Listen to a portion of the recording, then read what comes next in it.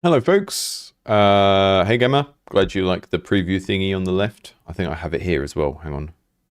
Yeah, it's a little bit fiddly to put together. Maybe I can work out a way to animate it or something, or make it a little bit easier. The problem is the images that I'm drawing from the internet to make that panel are like all different and need to be manually cropped each time. So it's not a great way of doing it. But today we're doing plants and or zombies, which is basically because we had a gory plant-based game come in, and then I just stuck it with some games involving zombies because I thought that would be amusing. So we have Goreticulture. Gamma is in the chat, who is the dev of Goreticulture. We've seen that a few times. That was a game that started as a collab jam project last year, and it's a very amusing little game.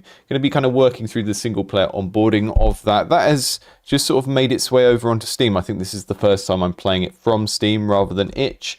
And then we have The Last Stand, which is a sort of Walking Dead fan game from one of our patrons.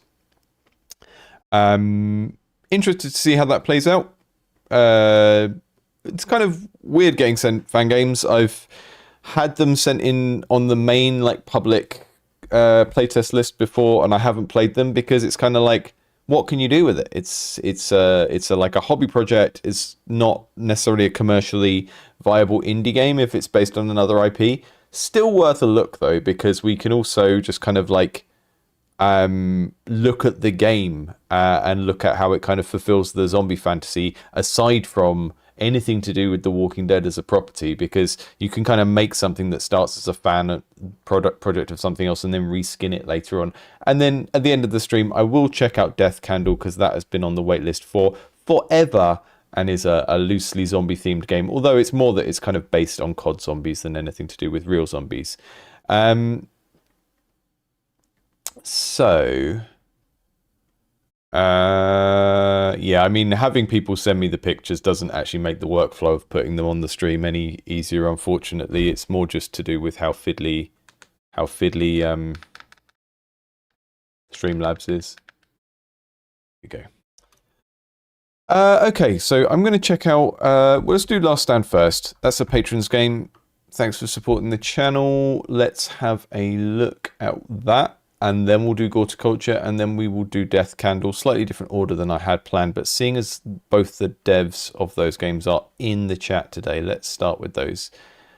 And we'll do cards, and then we'll do some gory growing flowers, I guess.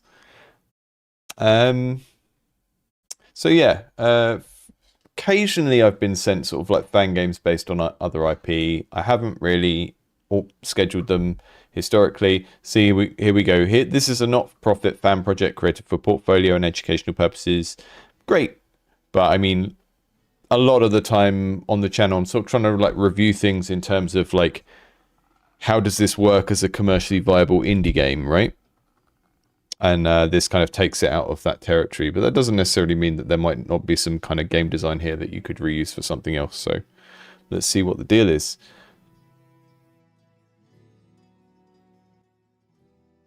Click anywhere. Hold out. A near endless gauntlet where you overcome escalating enemies and unpredictable modifiers. Yields. Okay. We've even got the kind of Last of Us menu design in here. We'll do new holdout. In holdout, you and your opponent draw from the same shared deck. Each round, you and your opponent play a character card. The higher value wins, and the difference is the damage dealt. After characters are played, you can play an optional support card to swing the odds. Perks on your cards can increase your value or decrease your opponent's.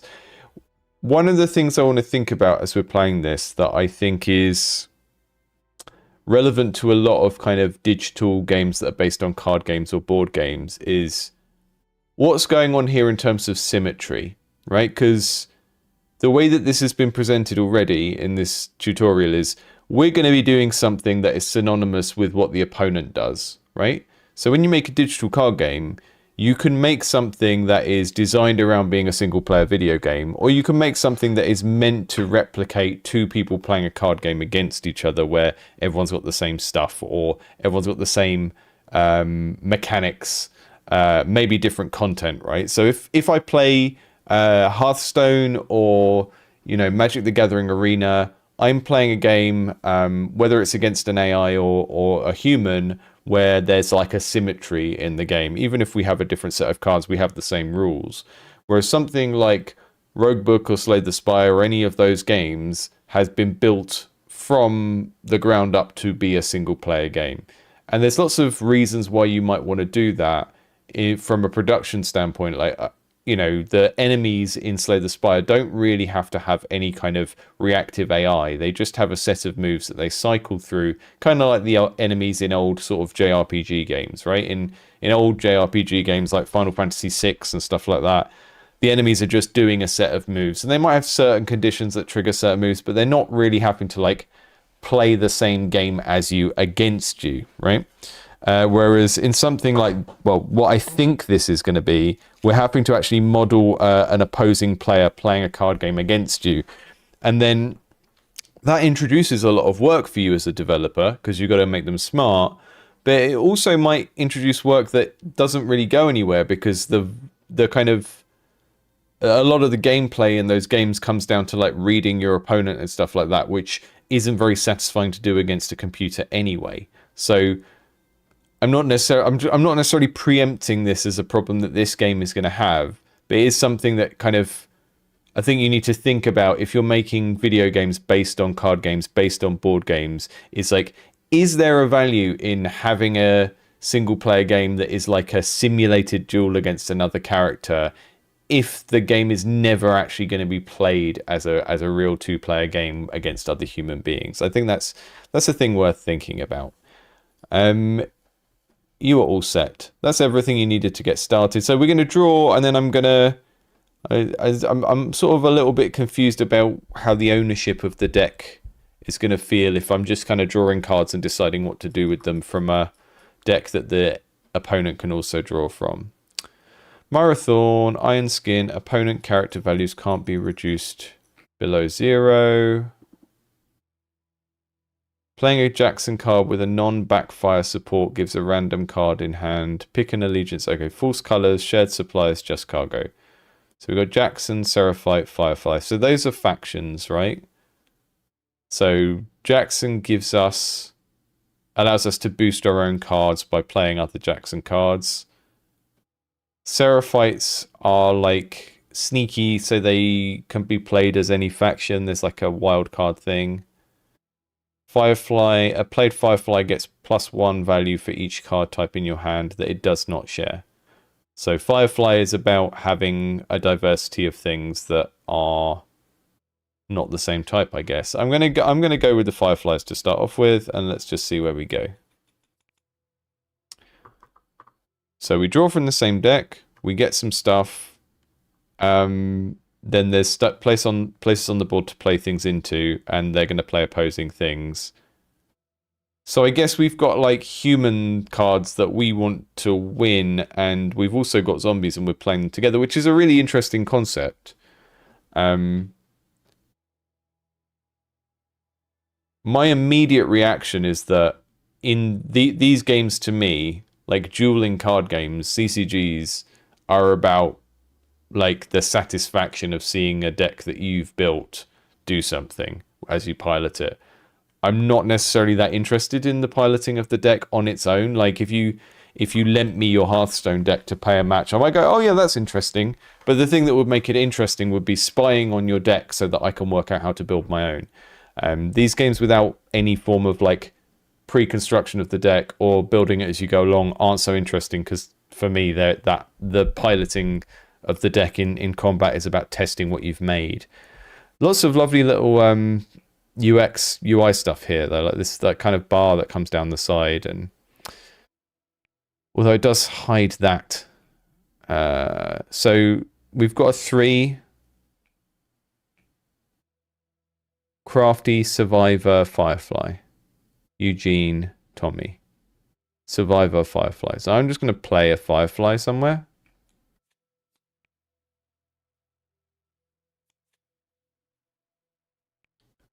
Brute. +2 if opponent's card's value is 3 or there's a lot of stuff here. Like there's things here I want to read, and then I hover over the card and they get darkened, and it's like, okay, I can't. That gets +3 to what? That thing in the top left? +3 what to if there's no fireflies in hand? I do have fireflies in hand anyway. Okay, I'm gonna put. Can I put a clicker on you?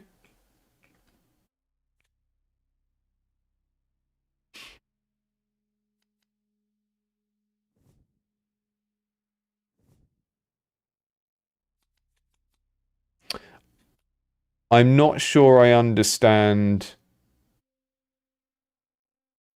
Emil, it's not a commercial project, it's a fan project. To be honest, I wouldn't put a fan game of another IP on stream unless it was one of our patrons, but it's come from one of our patrons, so I'm happy to look at it for the game design. One of the things here is, because this is a shared deck, we're playing them all into the same space, so I don't really understand. I mean, obviously I can remember what I played, but it is a little bit of an issue that once this is on the board, if you just suddenly look at it, no one knows who played what. I'll put Jesse there. I don't really, there's not an obvious thing. Okay, they are always playing their cards there and I'm playing them here. So I play a character there and an equipment there. That's what happens. Is that it?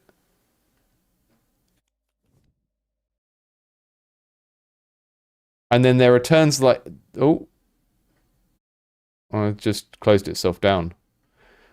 Right, let's try again.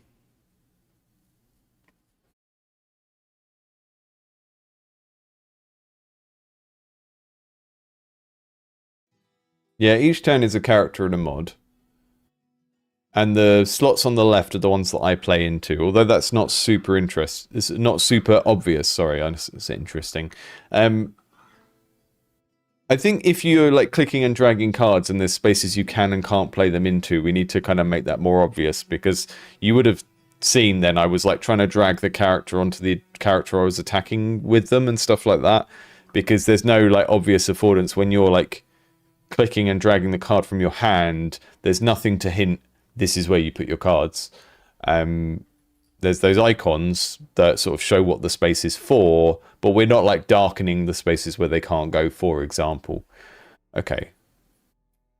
Continue. See if my game has been saved. Oh, it has. Okay, so let's put the initiate in there.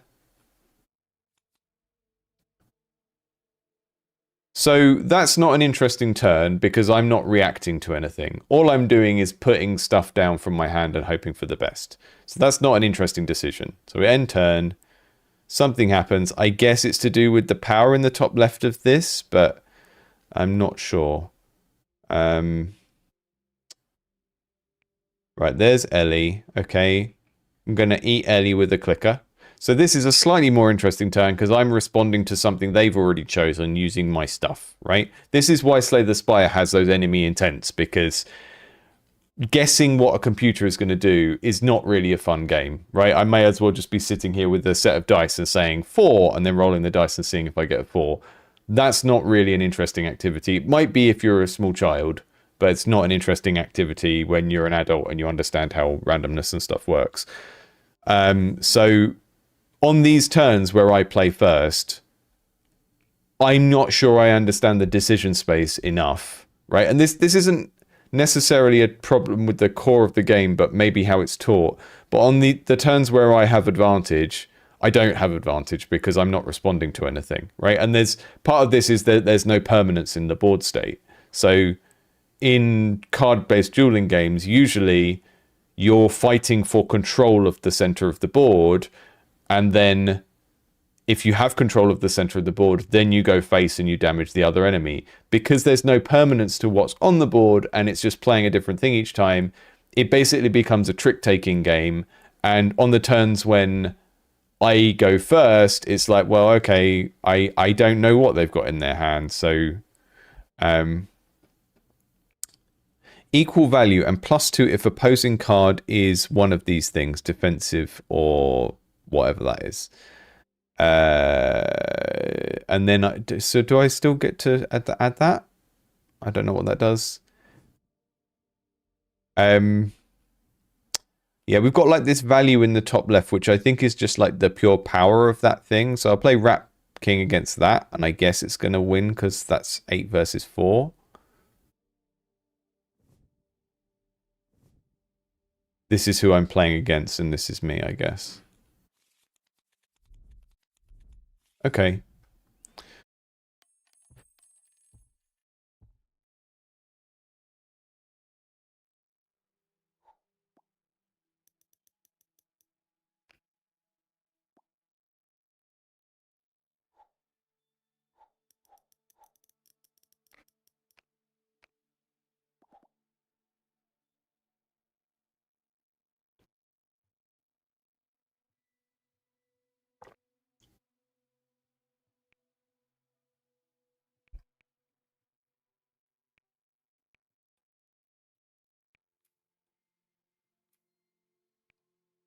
I'm supposed to pick one of these, am I?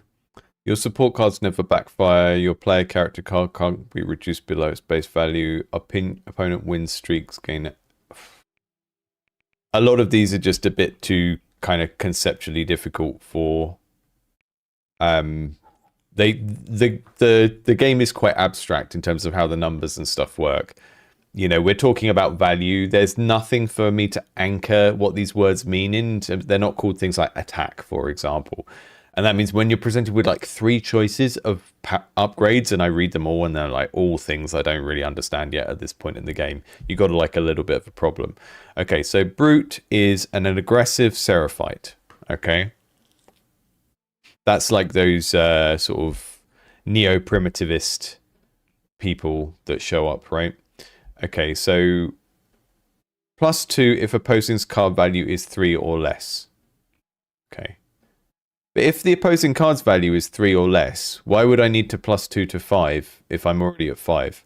So I get a bonus and go up to 7, but only if they're going to beat me anyway. On resolution loss, halves damage taken. So now it's starting to get into interesting decision territory. I know I'm going to lose this because it's 8 versus 5. So I put resilience in, and then I'm going to take less damage from losing this round. That's the first time I've seen an opportunity in this game that felt like I was making a smart observation and choice. I think there's just a little bit too much like abstractness with how the game works to get past before you actually start to feel like you're playing. And like I said, the turns where you go first as a player, just not interesting in a video game to go first against a computer and put some random thing down. Stealthy and infected. Okay, let's put that in. +2 for each infected in hand. That's what the biohazard symbol is, I guess.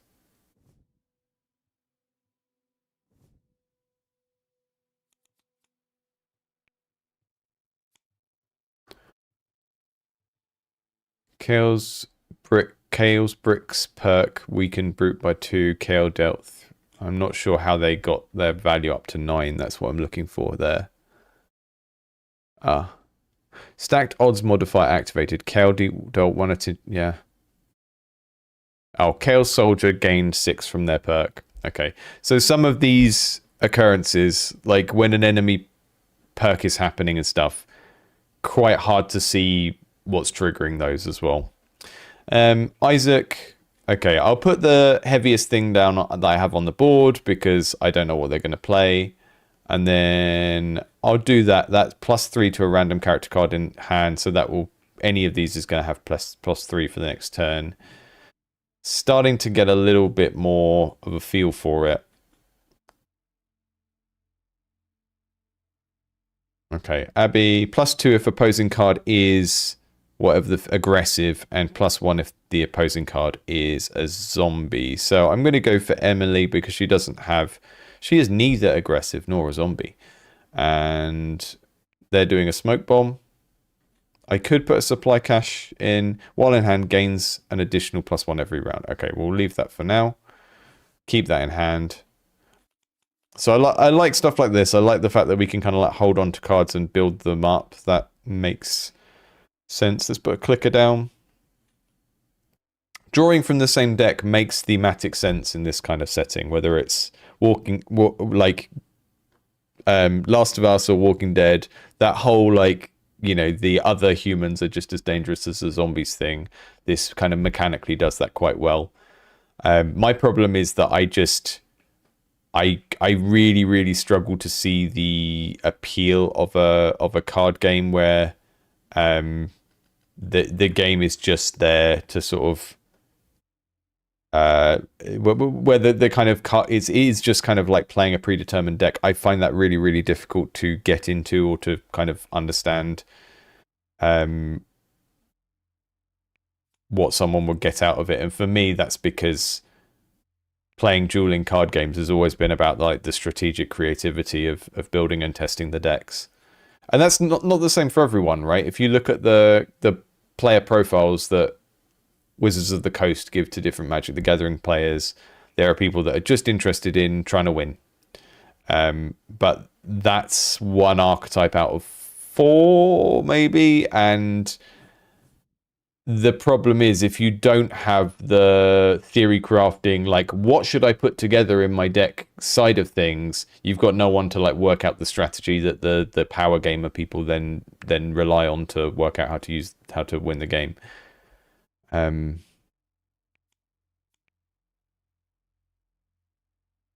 Nate said a shared environmental deck and a personal smaller supply cache deck would be cool. Yeah, like some mix between stuff that is stuff that you kind of own and feel like you're strategically building around versus the stuff that everyone gets. Because then you can have encounters, right, where the environment deck is putting in the infected, and on a certain match you'll get loads of clickers, and on a certain match you'll get the Rat King or whatever. But you can still feel some ownership over the human side of your faction deck.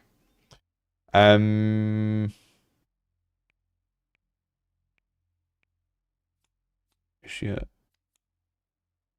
Your hand has no aggressive cards, get +3, so that's going to trigger, I think.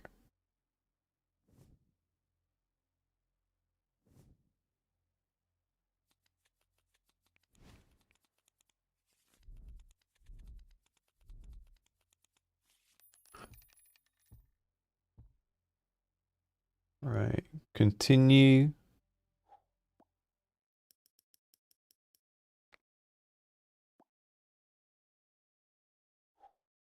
Like my run isn't required. Like what is happening in terms of run identity here is like, what am I investing in? I can take a card out of my deck. I had the opportunity to have some upgrades at the start, but maybe they were a little bit too wordy to make as someone's first choice in a game. Remove any number of cards.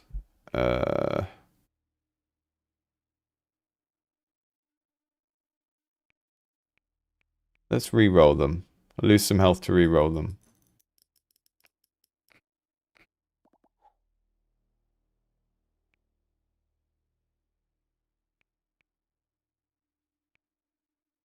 Just gonna get rid of that soldier.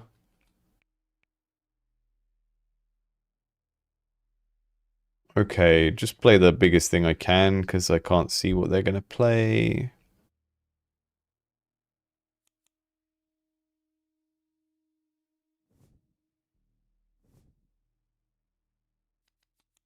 So it looks like the damage goes. They sort of attack each other, and any excess damage goes over to the character. This is the sort of stuff that you do need feedback for, though. Like this is why a lot of digital duel games, the characters smash together. They smash the opponent character's face, all of that kind of stuff. If you don't have that stuff, it's very hard to sort of intuit how a lot of the game works. And even once you know how the game works, it's also hard to sort of care about what's happening, because you do need your character kind of getting smashed in the face to really register when you're messing up.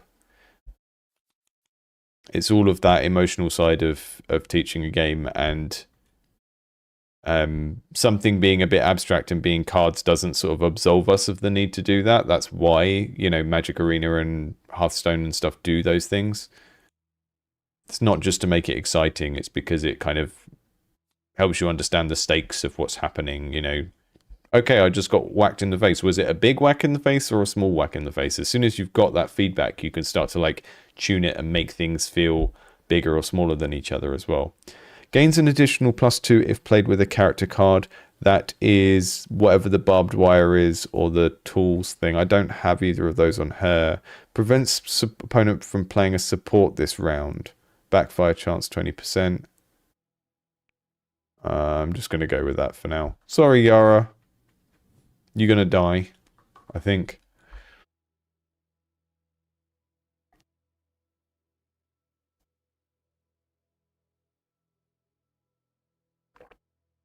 I think if I felt a little bit more ownership over the deck, I would get into this a lot easier. There's a lot of good stuff here in terms of the UX of stuff. I would make sure when this stuff comes that the text here shouldn't really get darkened out because I might still need to read that. Have I got anything that synergizes with... I can prevent them from playing a support. That would be good because I'm only 1 point above them. So I'm going to use the bottle, prevent them from playing a support. The way that the thematics are mapped onto what some of the support cards do is neat as well. Soldier?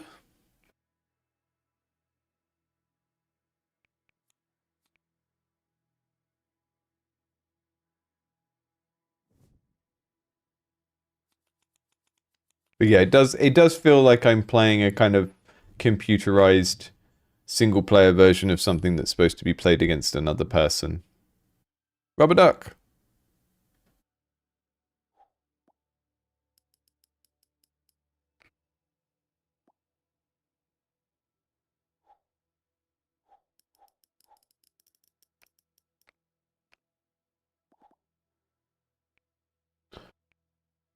Pick a modifier. Choose at least one. It's kind of weird that we get all of these. You start every character phase, but go second every support phase. Lose 10 health. Your card's faction and type are hidden from the opponent. Do you like hiding stuff from the opponent? As a power-up, that feels like something that I would value if I was playing against a human. I don't trust it in a computer game. I don't trust the AI to care enough about that piece of information for the idea of hiding it to be relevant, right? When a backfire triggers, a random card in your hand gains 2 value. Sure.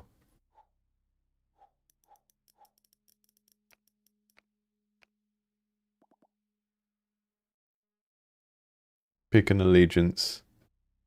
Is this making me start a new run? I don't understand what happened. I just picked a new allegiance and added it onto the old one, maybe?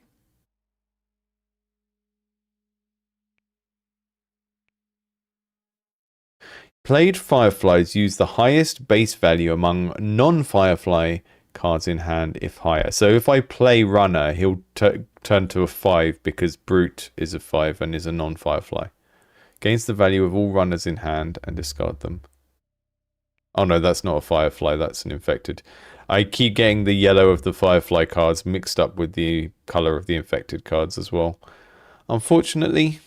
Okay, we're just going to lose that round.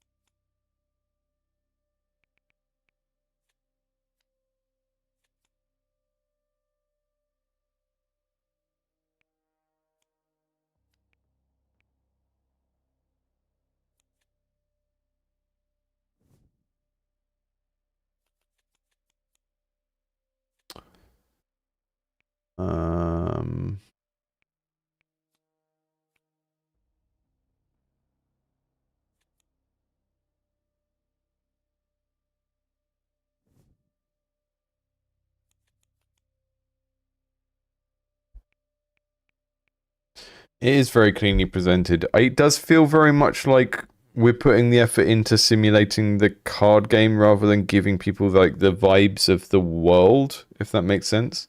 because we don't have anything like bashing together or indicating combat or anything. You know, it's like I'm playing a simulator that allows me to play a card game rather than something presented in the way that most modern digital card games are presented, which is to have like, you know, sound effects and combat effects and stuff.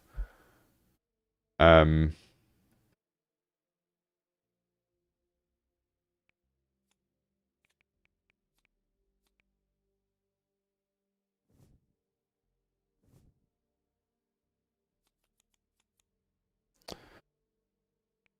but yeah, the graphic design is lovely.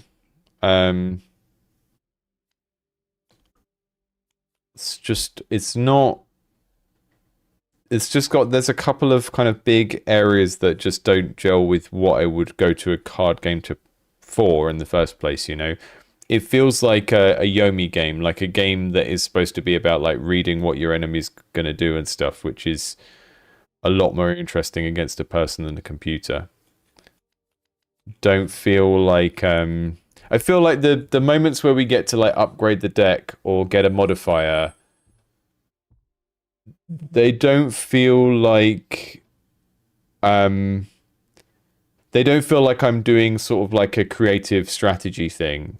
They feel more like, well, the modifiers are more like gambits, right? They're like, you get this thing, but also there's this negative trade-off. Rather than going, oh, I'm creating this kind of build.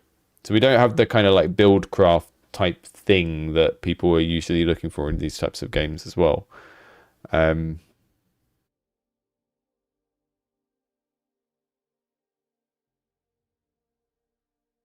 I mean, effects in this game isn't just a juice, but the main requirement. I mean, it's a horror IP, you know, like it's a horror IP. So where is the tonal element that is supposed to make this feel like it's about a really vicious and dark, foreboding world, which is what that IP is?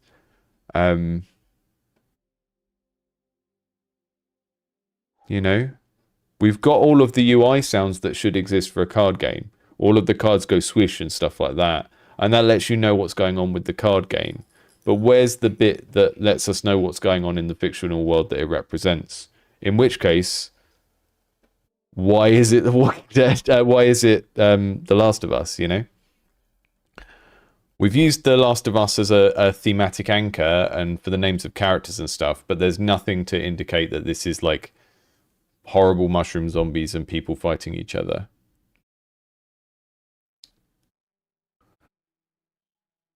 Consecutive character cards cannot be of the same faction or type. Okay.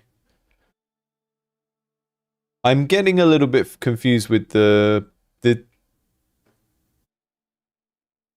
because I think there's too many moments where we were using the same character portrait as well. So calculator playstyle, consecutive character cards cannot be the same faction of type. Isn't that's what I'm playing against, right? Is that what I'm playing against next time? Because it says calculator. So this is what I'm playing against. Then it's asking me to remove a card. Okay, so the deck is shared. That's the thing that I keep forgetting. When we come to removing and modifying the deck is shared. Right? So I'm playing against this person. They cannot play cards of the same type two in a row. So this is allowing me to modify the deck that we both draw from. And so I want to leave in the ones that are the same. So I'm going to get rid of resilience. So they have more chance of drawing two purple cards. Right. Yeah, let's get some music on. And then we'll see. Because that might, I don't know, I play a lot of digital card games, so I'm just used to there being some sort of thematic layer to the feedback of what's happening and the damage indicators and stuff like that.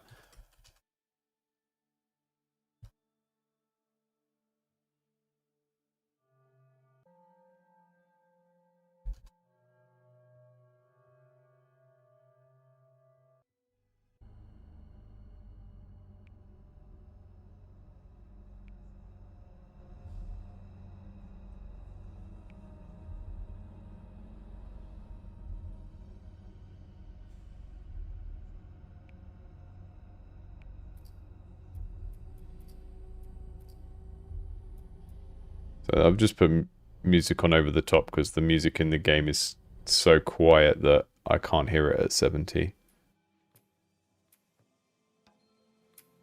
It is there. Yeah, let me just turn it up a little bit more.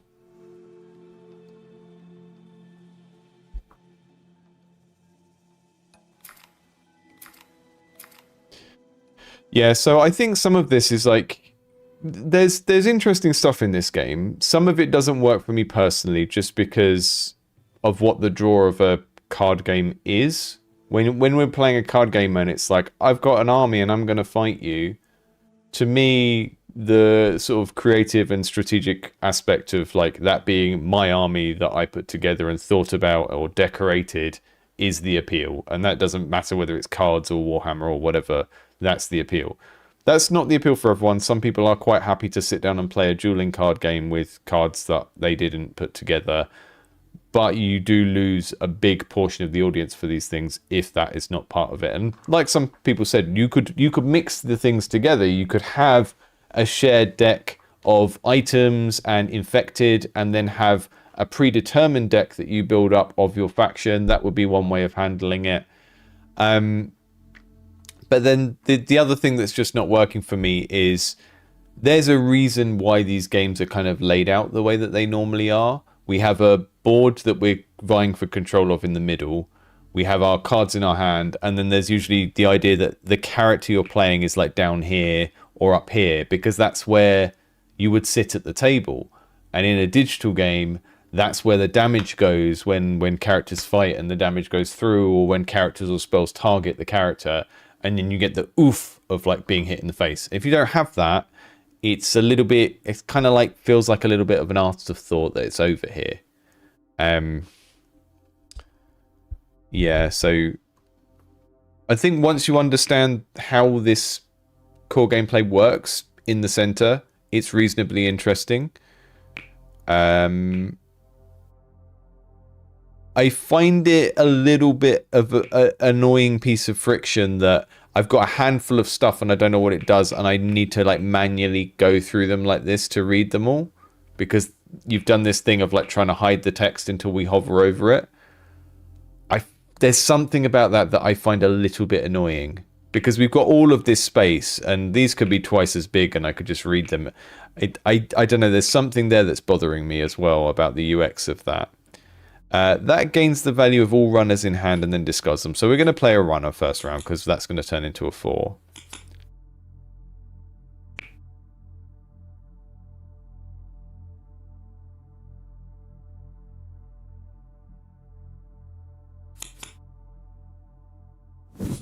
Yeah, I'm not even necessarily talking about role. It's, you know, there's combat and damage is happening, and there's no real indication of that. You know, this could be a game about growing a garden of flowers and use pretty much the same mechanics.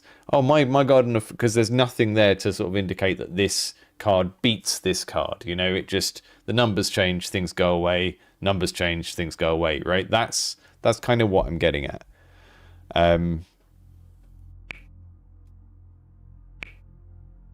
Defensive Manny, what's this gonna do? Right, I don't want to play an infected against Malik, apparently, so I'll just put one of those there, and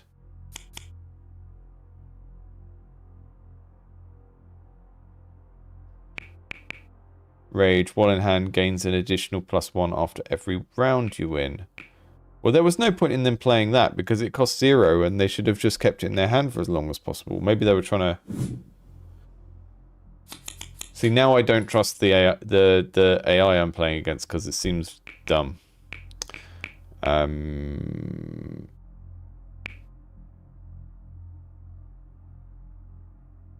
had to bug. Is that all my stuff is locked?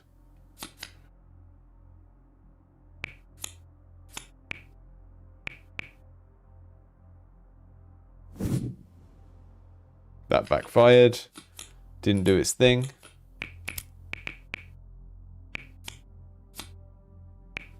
Yeah, music's still too quiet, I think.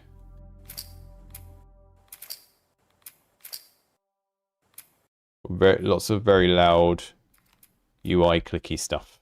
And then just going to put my playlist back on so that it's sufficiently loud to do its job.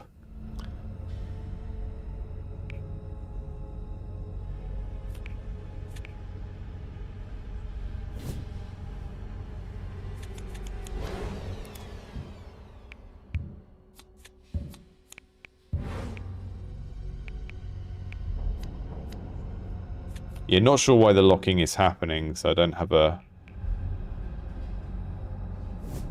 Oh, is it because of that? Oh, that's their rule that they play on me. That makes sense.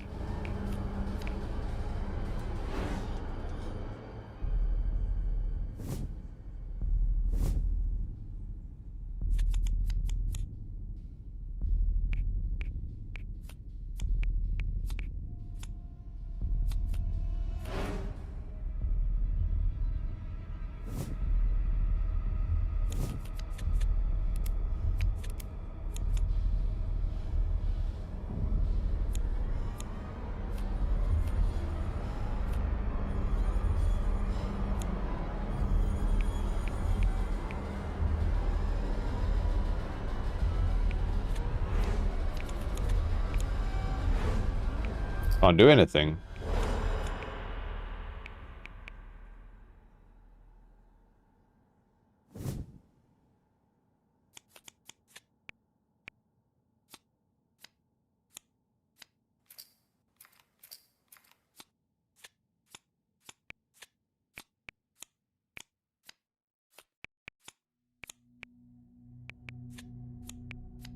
I think we're...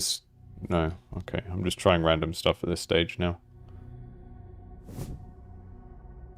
And the problem is, because I don't feel ownership of over anything, I don't really feel super invested in trying not to lose either. So I'm just doing random stuff now.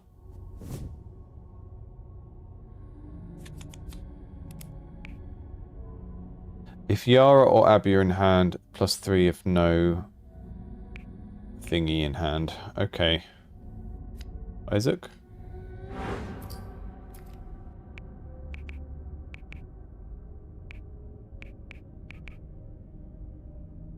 So when it says I can't play consecutive character types, that's the faction, which is the color, or the thing at the bottom, and it's these categories. That's why he's locked. Get it? Got it.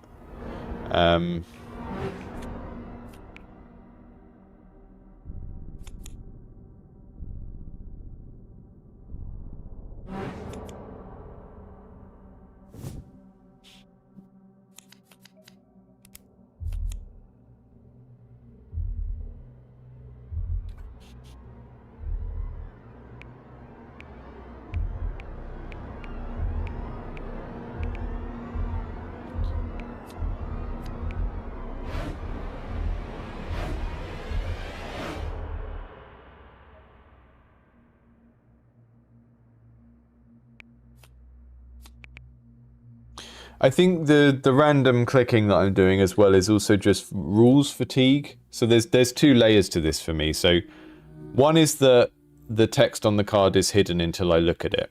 So there's a little bit of UI friction in terms of like learning what the cards do. I'm going to turn that off for a second, sorry. All of these have a special rule. Most of them have a special rule of what they do. Although I can't even access the rules of these cards when they're locked, right? I've got 5 options of cards in my hand. In order to read them, I've got to like individually mouse over them. And in some ways that's good because it hides away complexity until I look for it. But part of the problem is that they're all quite complex and they all have their own rules. So we have those...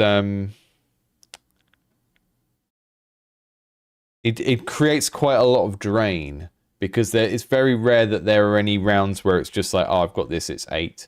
It's always got a conditional on it that's like, when this, do this.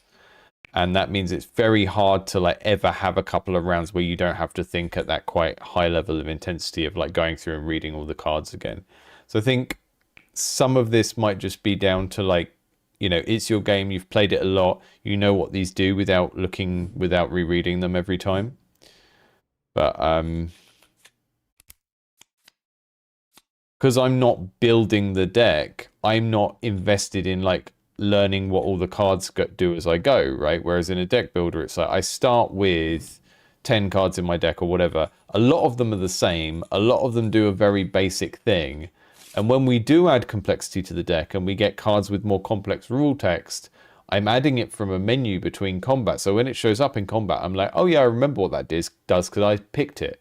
Whereas this, it's like every round, I've got a handful of cards that I didn't pick that were picked for me randomly, and they all have some special condition on I need to read. And that can be quite interesting, right? We look at them and we look at the situation, like how best can I deal with the situation with this stuff I've got, but I don't have ownership over any of it. And it's always this like reasonably complex text of if this happens, then this happens, rather than something like, you know, say a spatial puzzle where I've got a bunch of pieces and I can just look at them and see how they fit. So the kind of the mental strain of every turn being a case of basically reading 4 or 5 sentences, passing them for logic, and then looking at the situation in front of you, that's quite a lot of strain. And other card games take that away by having duplicates of cards, having cards that don't have special rules, and by like gradually feeding the player cards and making the player choose those cards so that when they see them show up in the game, they're like, yeah, I know what that is because I chose it earlier. Right? So there's a lot of things that are overlapping here that are basically, after playing this for like 20 minutes, I'm quite tired of it.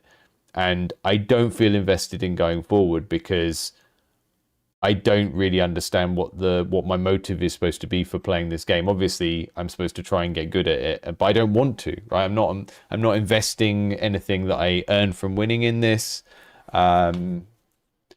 It's not. I'm sat at a table with another human being and I want to trash talk them as I beat them, right? Which is a motivation for playing dueling card games. So there's like a lot of friction here in terms of that. The runner is the only card so far where I look at the rules on it. I'm like, yeah, I've internalized that. I know how that works.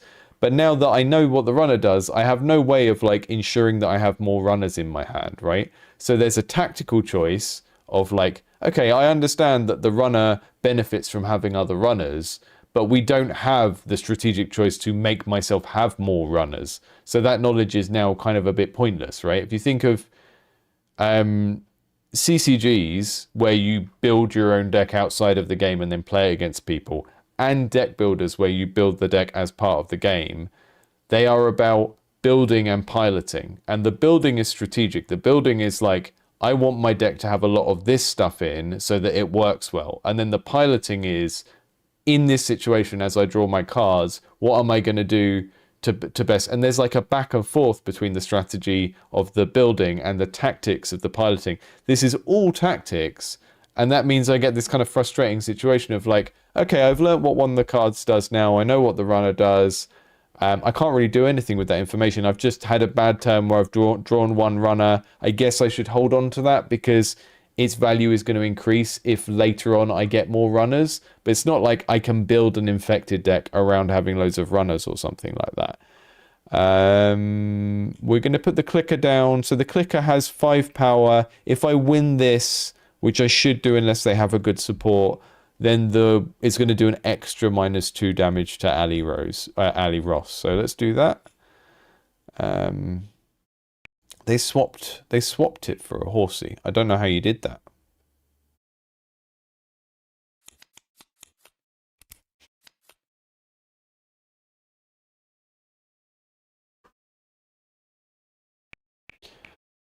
Right, Tommy versus Joel.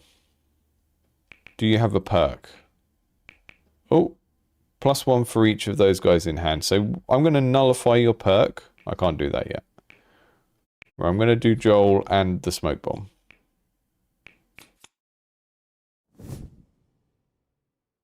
I mean, that is a motivation for playing dueling. This is what I said at the start. If you're making a card game or a board game style video game, you need to remember that the motivation for playing them against your friends is to try and beat your friends.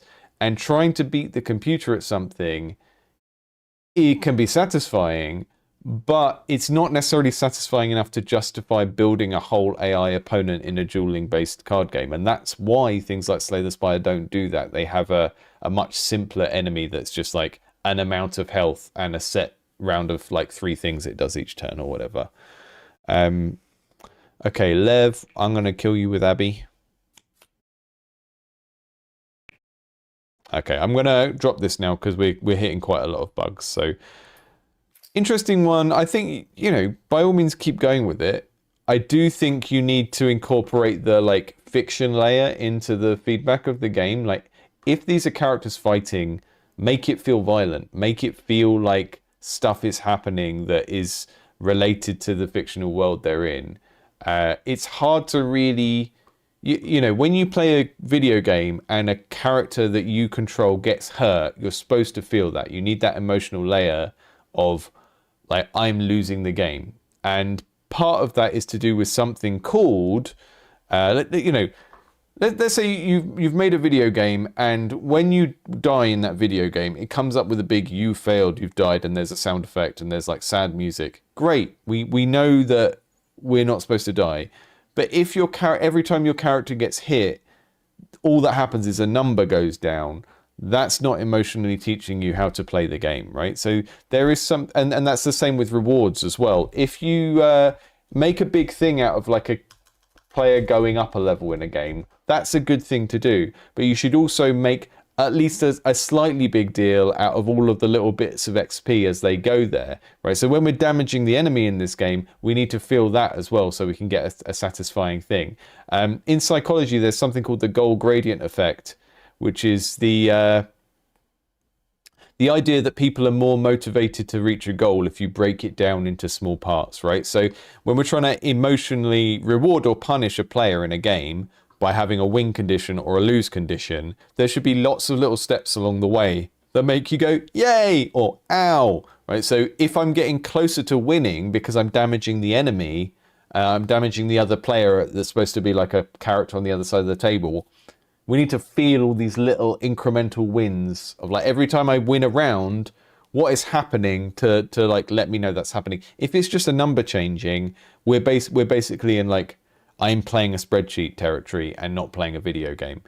And I think one of the traps it's very easy to fall into when you make a video game that is based on cards or based on board games is, first off, not getting the tactility right for those things, right? And I think what we just saw in The Last Stand is actually the tactile element of this feeling like cards was quite good. All of the little sound effects are quite good. We've got like things like squash and stretch when you go over them and move around and stuff.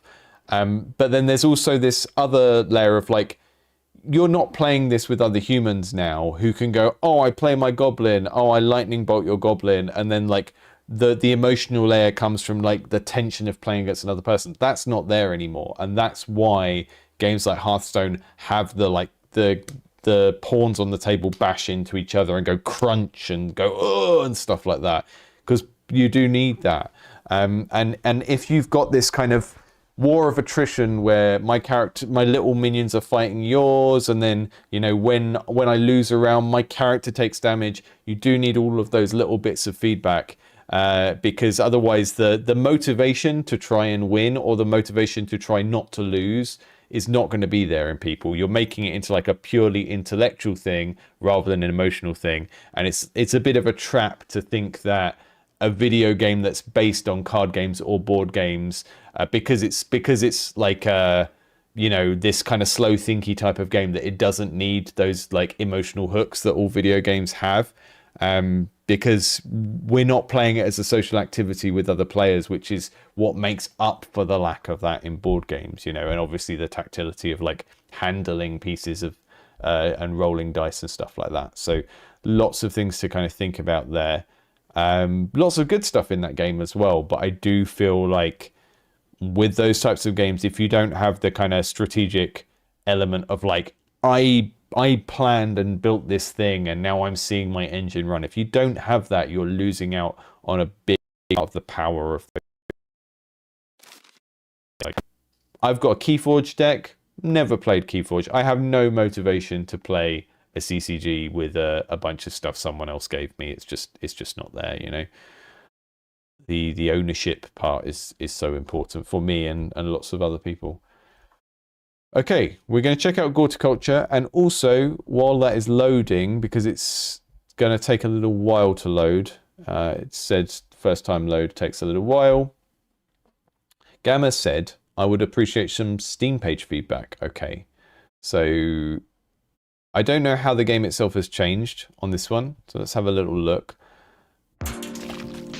Got some music. So for one, oh, that's coming from the actual game. Let me just... Can I turn that off for a second while we look at the Steam page?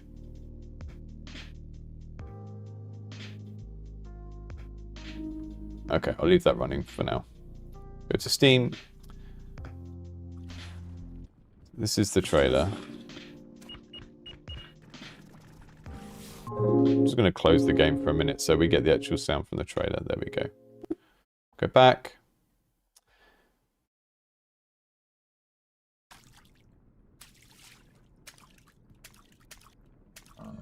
Good establishing shot. We immediately see what the game is.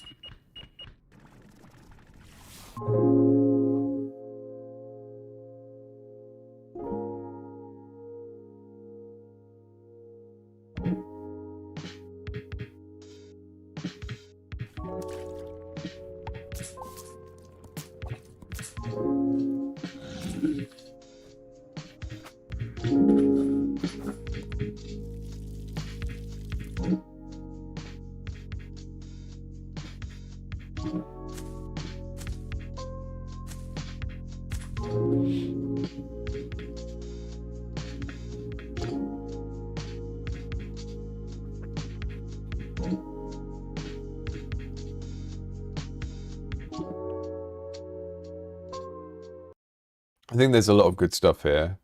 So we've got like the first shot makes you go, what is this, right? And we can see some blood and everything. I think it's very easy to have like an immediate taste reaction to this, right? If you don't like grungy textures and gore, you're not going to like this. So that's good. We're showing people straight off the bat, and that's the whole. You want to like, you know, I'm not a trailers expert, but in marketing in general, you want to show people something that like gets them to the point very, very quickly. But also maybe if the thing is for them, you also want to like pull them into it more by giving them some intrigue, right? I can't remember what it was called. I read a book about a guy that designs book covers, and he was talking about clarity and mystery, and like how marketing is all about balancing these things. Like sometimes you want to give people clarity and just go, this is what this is. And sometimes you want to give people mystery so that they become more interested and go, oh, what is that? I feel like this opening set of shots does that, because it kind of tells us this is a game for you if you like dark humor and gore and like a kind of retro Quake PSX kind of aesthetic. But it also makes us go, what's going on here? Because okay, I can see I'm cleaning up blood, but then I go very quickly to like, okay, I kind of get what this is referencing in terms of other games. And now we're into plants and stuff, and we're watering cans. So if I haven't paid much attention before I see the trailer, then it kind of creates this, what's going on? I want to know more. That's good. I think the choice of music is also very clever, because that kind of lo-fi, that kind of dreamy lo-fi feels slightly at odds with all the gore, but it also helps to establish that this is quite a chilled out sort of almost work simulator game. And that's a good thing to do as well, because a lot of this iconography of like the demon heads and stuff, people might think, oh, okay, this is going to be a game about fighting and gore. So the fact that we go to tools quite quickly and then to like chilled out lo-fi is telling us this is going to be some sort of job simulator game. And that's a weird mix of things to put together, but all of that is kind of what makes the concept of this game kind of intriguing.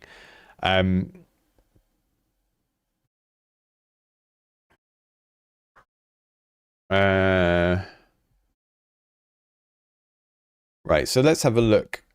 Nurture a visceral garden as you clean up a bloody aftermath. Right, that's a great starting sentence. It kind of...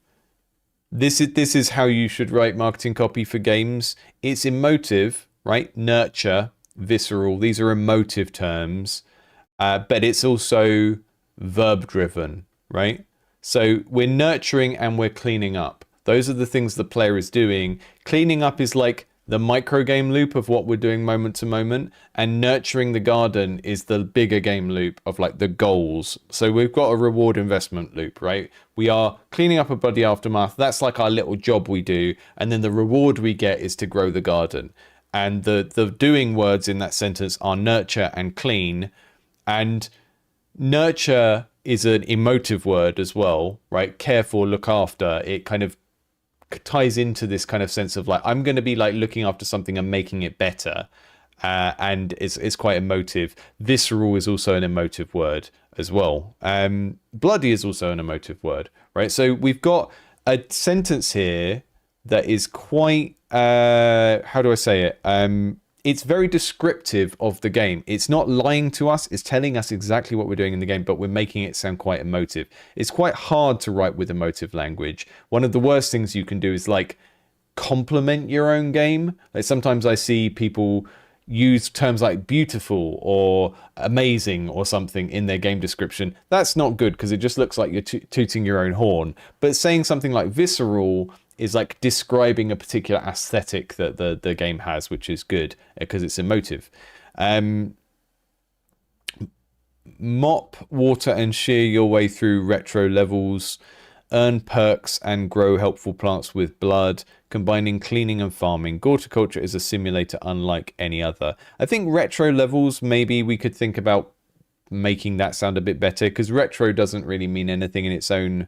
You know, mop, water, and shear your way through. Great. That's like, those are verbs, but they're also giving us a sense of what the toolkit is, because, you know, the mop and the watering can are actual like tools we're going to use. That's good because it's kind of telling us what we're doing and what we're using it for. I think retro levels could be a little bit more specific about this kind of this particular type of game that this is referencing, with it being like a kind of Quake Arena sort of mid to late 90s grimdark game. Earn perks and grow helpful plants with blood. You could flip this sentence around as well and be something like, every drop of blood you collect is blah blah blah to water your plants, right? That way we're kind of changing the sentence format, because what you've done so far is every sentence is written in the imperative. That we're going to get really like writerly right now. Every sentence you've written is written in the imperative, where you basically do a call to action and you say, do this, do this, do this. And that's good marketing writing, generally speaking. And it's what you'd be encouraged to do when you write these things, right? Do this so that you can do this, do this. You can even do this, right? It's a good format. But you can make it sound much more exciting and interesting if you occasionally vary the sentence format. So I would say on the third one in, the earn perks and grow helpful plants. Here I would say every drop of blood you collect is water to blah, blah, blah, do this and do this, right? So you're occasionally flipping the sentence structure around, because this is really good already. It's pretty good. I think that sentence structure flip on the third sentence might help you. Combining cleaning with farming, Goreticulture is a simulator unlike any other.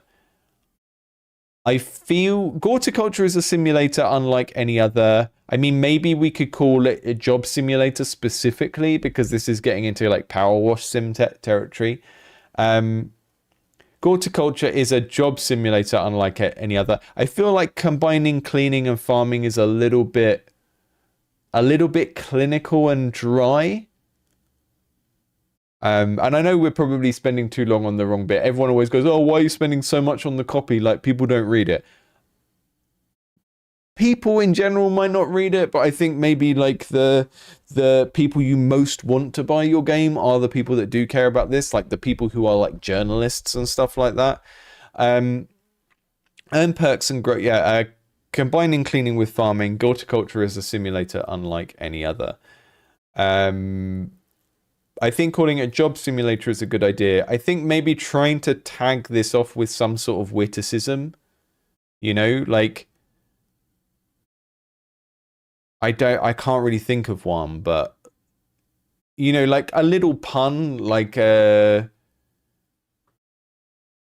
something about the job from hell, or if you've ever had, if you've, you may think you've had the shift from hell at your job, but you've never played Goreticulture. That sort of thing, like some little witty ending bit that still says what you want to say with that sentence is fine. Like saying this is a unique that what you want, there's basically what you want the sentence to actually convey informationally, and then there's like the tonal part, right?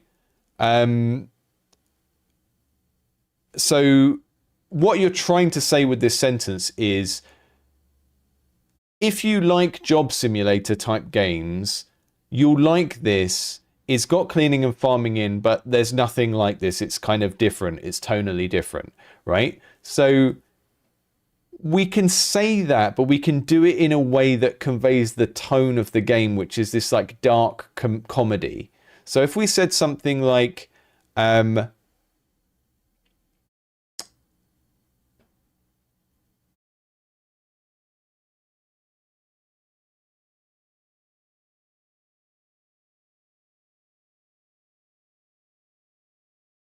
it's something about something being from hell, you know? I can't quite put it into words on the spot like this. You're like, you've played job simulators before with cleaning and farming in, but Goreticulture is just unlike any other, is too vague, right? It doesn't get us to the kind of uniquely dark, twisted tone of this game. So what I would do, because I can't solve this right now because I'm putting myself on the spot, but what I would do if I was like approaching this as a kind of marketing job, I would make a list of like all of the little phrases and jokes I can think of that involve green fingers. Like basically find this is kind of what you do in songwriting as well. Find loads of cliches to do with the topic and then try and put them together and subvert them, right? So write down a big hell needs to be clean too. Emil, that's great, right? That's great. But yeah, like write down a list of all of the little punchy phrases you can think of that are to do with gardening, jobs, having a job you don't like, you know, dying to leave, or those kind of dying to leave work, all of those kinds of things. All of the little like phrases and catchphrases you can think of to do with gardening, like green fingers, like work like hell. That's great. Work like hell. Yeah, Nate said work like hell and reap the rewards of your labor. That's great. And then think of like the way that you can kind of subvert those and mash them up to make something witty. Like there might be something to do with green fingers and red hands, right? Clean up duty in hell, you know, gardening in hell. Gardening in hell is where green fingers meet red hands. There's like, that's not good. That's not good. But I'm like trying to come up with like what the process is that gets you there. And I've done this process before with like pitching games and stuff, and you sit down and you're trying to come up with a title for something and you just dump loads of ideas down, and the point isn't to try and get to the good idea first. The point is to give yourself like a big like tableau of options, like a big buffet of like, here's all of the language and jokes I can think of to do with gardening or janitoring or hell or Quake and like 3D Realms and ID software, you know, and then we kind of put them all down, and then you start to go, oh, I could link these together in this way. And I think it needs some sign off there. And the reasons that, you know, combining cleaning and farming is dry. Calling it a simulator is not specific enough. It's a job simulator. And then saying it's unlike any other is fine as a message, but the way that the message is conveyed needs to have some of the like the tone of the game in. And if you can find a way to have some little darkly comic sign off that is to do with it being the job from hell, or, you know, green fingers, you know, red-handed, whatever it is, it's gonna come across as smart, right? It's gonna come across as smart. That's good because that lets the potential player know that lets them know they're in good hands. That the rest of this is going to have, like someone said further up, like spending time focusing on the wrong things is also just like polish and attention to detail, and that's what this is. Let's just have a quick look through the screenshots. I think the trailer is good. I think we have a few reused shots that we could swap out, but you can always come back to this. Make sure you keep the project so that if you want to just like swap one scene out in the trailer for something more exciting or whatever, you've still got that editing project and you can just like quickly swap something out.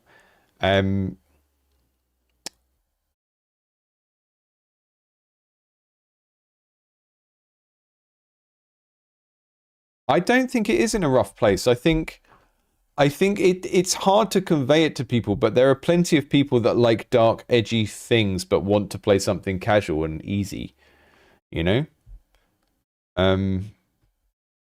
There's also, oh, actually, you should enter this into the thing. What's it called? There's like let me just see if it's still on. It might have missed it. I mean, Creature Kitchen is the same thing. I mean, yeah, there's a showcase that stuff like this you can enter into called Cozy After Dark, which I don't necessarily think of this as cozy. I think of it as like a job simulator, but that's like a weird, that's a kind of weird distinction anyway, right? I think cozy has become like a dog whistle for girly. It's like we stopped talking about games like having gendered qualities because that wasn't politically correct. So people started using cozy to mean girly. But, you know, these words are incredibly flexible in terms of what people mean by them. But yeah, I mean, the music fits the actual... It doesn't fit what you see when you look at that flat. But that's because you look at that and you think it's going to be a violent game. But it's actually a chilled out game, right? Gamma was denied there. Yeah, I mean, you just have to keep coming back to it. Oh, there's a Mario level as well. I think one thing I would think about is the ordering of these screenshots. If you have some control over this, bring the Portal and Mario levels back a little bit earlier in the order so that we get to the variety quicker. I think I agree with the point someone made about... I actually like the capsule art. I think we've got some like fighting for attention with the white elements. I would be tempted to like pick that green or something out from the interface here and make the letters into that. Or like dim down the background so that the whites of the eyes and stuff are not white. Because when the text is white and you've also got bright white things in the background, the kind of focus that we get on the text is kind of not happening. It's a good logo. I like kind of the way everything's presented there. We're perhaps missing out on a little bit of the like some of the cues that might let someone who likes this aesthetic know from this capsule art what this is. So if there was a little bit of grunge on this purple, but I do think either pushing the whites of the eyes back or pushing the text to be like bright yellows and greens rather, that those kind of things might help. Yeah, let's play the game again.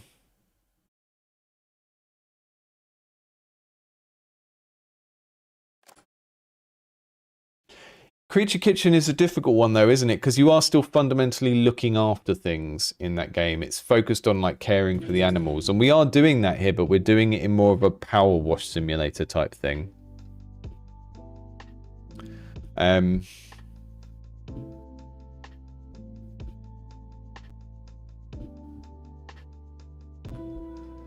Okay, so what are we just going to look at Gamma's notes that I got sent earlier.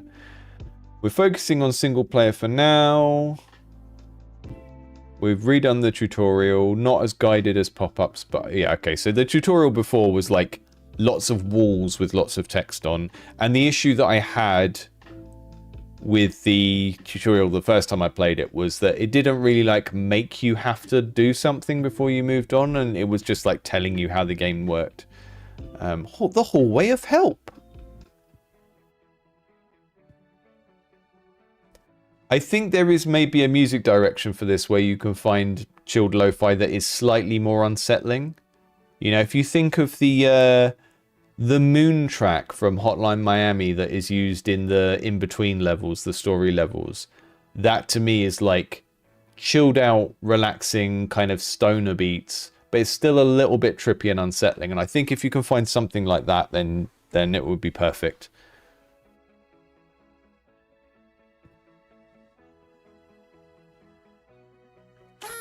E to press buttons.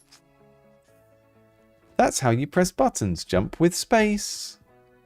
See, we could give people something to jump over here as well, couldn't we?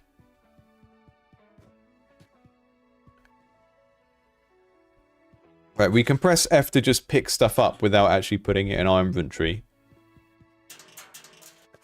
And then E to, like, equip things. I always found that a little bit confusing to get used to those two different operations in this. Okay, so I've got an inventory now, and I can go to the different tabs of that inventory. So these are 1, 2, 3, 4, 5, like, kind of classic FPS weapon slots. Yeah, I particularly love that Moon. I think it's by Moon. The kind of the story music in Hotline Miami that happens between, you know, it's kind of like almost like Japanese cyberpunk chill music with like bing bing bing sounds. Kyle, all good. Good work on the game. You've obviously put a lot of time and thought into it, but yeah, it's just lots of things to think about there, and you don't have to use all of them, but those are the things that spring to mind for me with that game. Okay, pick...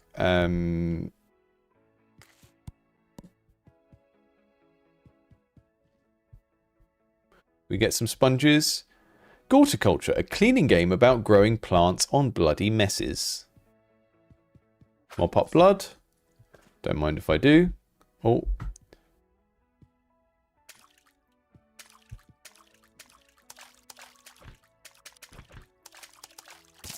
Oh, you've got like an actual little...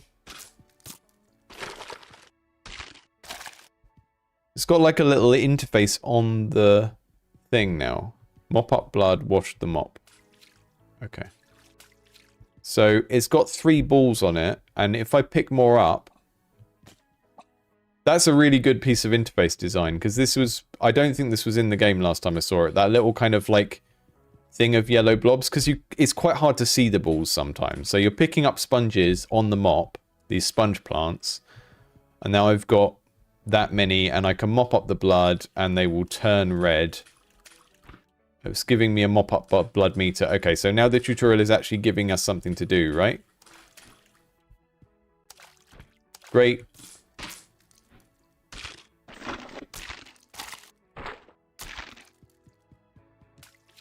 Like, I think the first stage that you should build most of the time for a tutorial is that kind of quest system where you can say, oh, you've done 5 out of 10 of these things.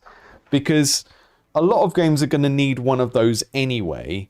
And the most helpful thing you can do in a tutorial is give someone something to do and require them to do it a few times so that they actually have to know how to do it to progress.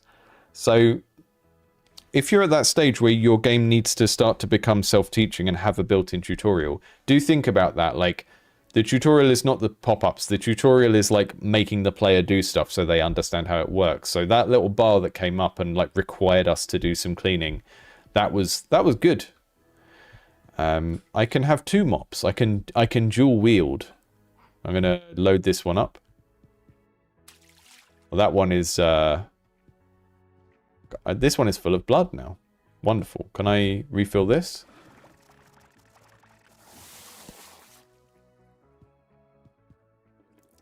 I will simply pour all of this blood on the floor. You can't make new blood messes by pouring that out.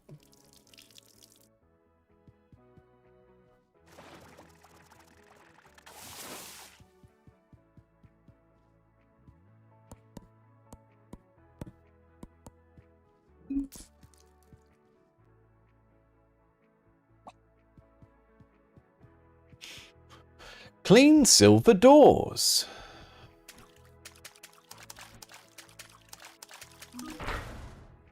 So it won't open when it's got blood on it.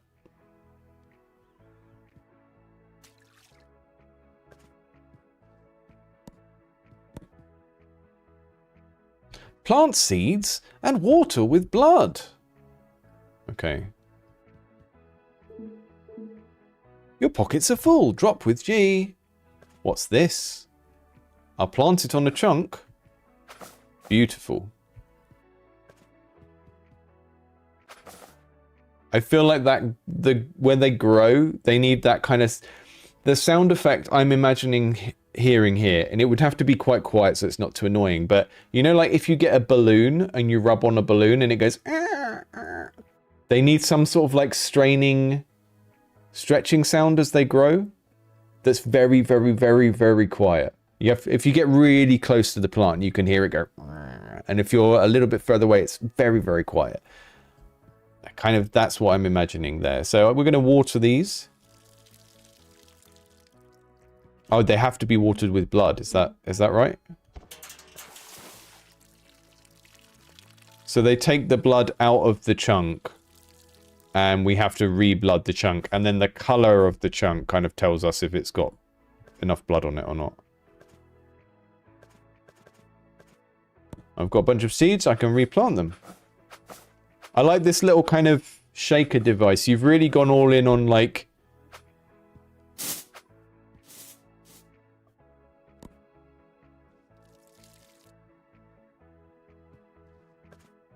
really gone in quite far on like inventing devices that exist in this world.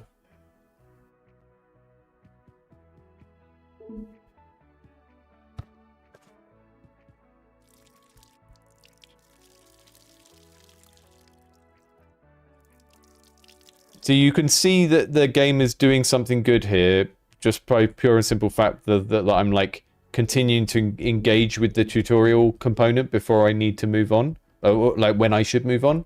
Well, I don't need to do this bit anymore, but I'm like enjoying the kind of toy-like quality of having some options and being able to do things and, you know, like do things from different angles, all of those little qualities that go into making a mechanic feel rich.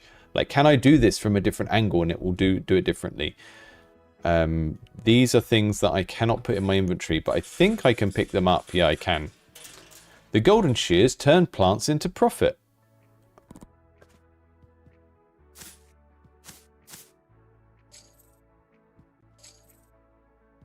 This is where it starts feeling like some sort of demented Roblox tycoon game, and I mean that in the most positive way possible.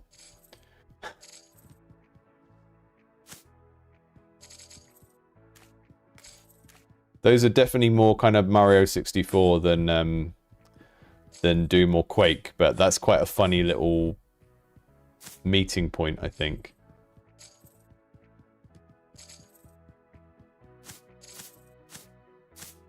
So we chop things up. We've got stuff we can plant. We plant the things on. We plant the things on things that have blood in them, or they don't work. Right, there we go.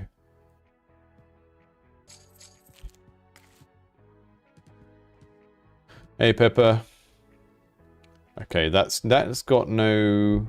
Oh, that can be harvested as well, can't it?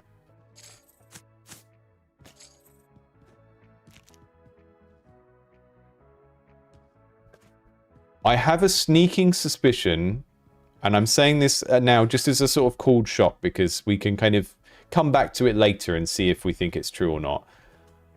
I have a sneaking suspicion that the amount of slots you have in your inventory in this game could make a lot of difference to how this game feels to play. Because, like, if I've always got enough space to have the shears, then I never have to like go and change my tools or whatever. If the space is very tight, if we have 3 slots, for example, and I have to keep changing which tools I've got and like remembering where I left a tool in the level, that's the sort of thing that could be very, very annoying friction, or it could be the sort of friction that makes a job simulator really work and like have that quality to it that is kind of like driving the immersion or whatever and making it feel like a job. Hard to really say, but something to kind of think about as we're playing this one. So I'm gonna just clean up the blood as much as I can. That's about here.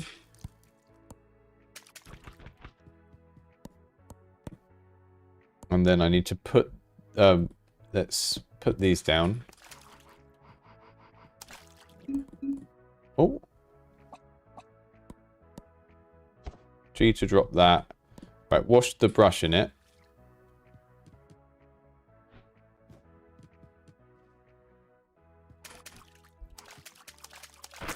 Yeah, I think the inventory slots being a thing that you kind of upgrade, but it's quite difficult to. That's the sort of thing that would really motivate me in a game like this, is like gradually upgrading the, because it's like a kind of, you've popped all your sponges. Oh no.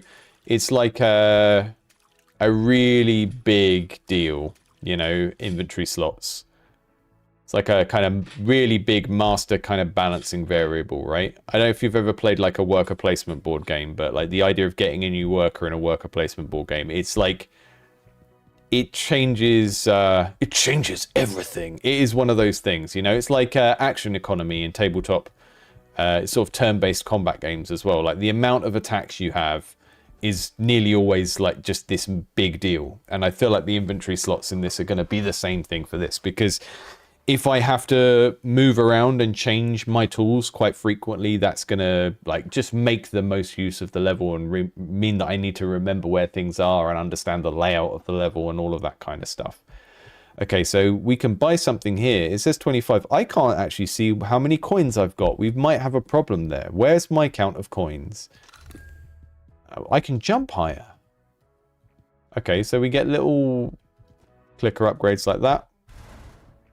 This is very Roblox Tycoon, but again, not in a bad way. Just the kind of having a little game economy that is based on buying, opening things in the environment and stuff is very much that kind of wave of those games. Throw chunks in the juicer, dump buckets with that. Okay. Where are buckets? Where is bucket?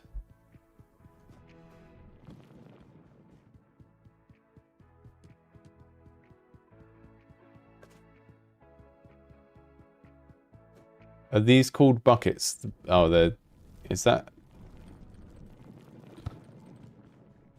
Are they called buckets rather than cans? Because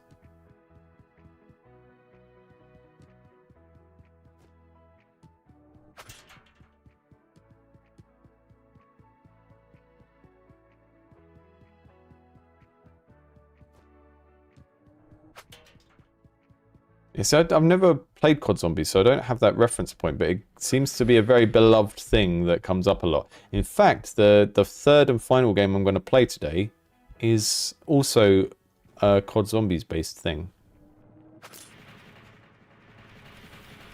Doom and Bloom, yes. Oh, Maui. This is why they pay you the big bucks, Maui. Doom and Bloom. Just as like a pun in the description.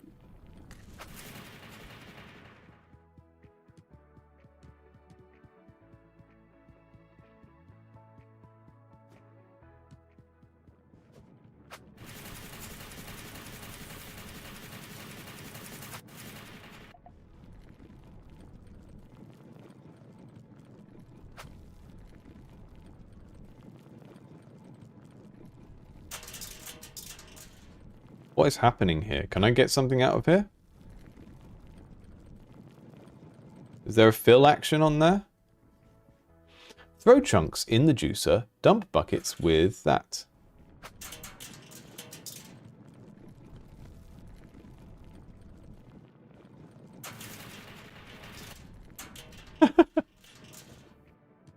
I'm not sure if I can get the juicer to work.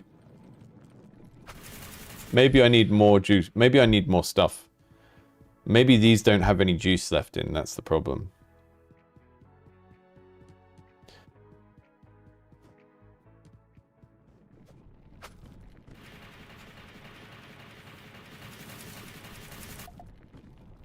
Do not.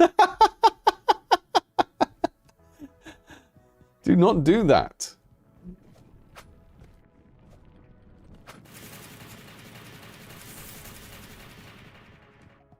I'll try equipping the bucket, of course. Okay. Yeah, I keep struggling with that. Okay, then I can refill it. There we go.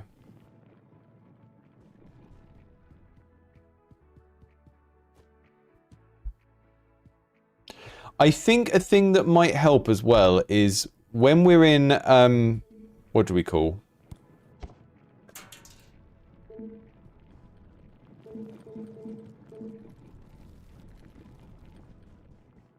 I think a thing that might really help me in this is a little bit of a change from what you've got, but basically we can only pick something up if we're using an empty slot, all right? And I press F and it goes there. Now if I go to one of my slots that has a tool in, I can only pick this up with empty hands, which makes sense from the fiction of what's happening.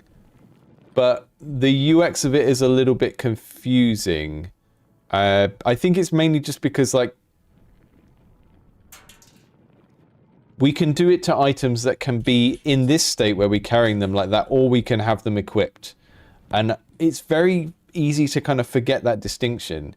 I don't know what you're supposed to do about that, really, but it's... I think one of the things that I associate with this kind of, like, click and drag things around type thing is like just being able to hover over something and click a button and drag it and move it that way, and that has nothing to do with the inventory, right? Like I don't remember if Half-Life had that. I think maybe it did. I know that's kind of how the item dragging in sort of Skyrim and Fallout works.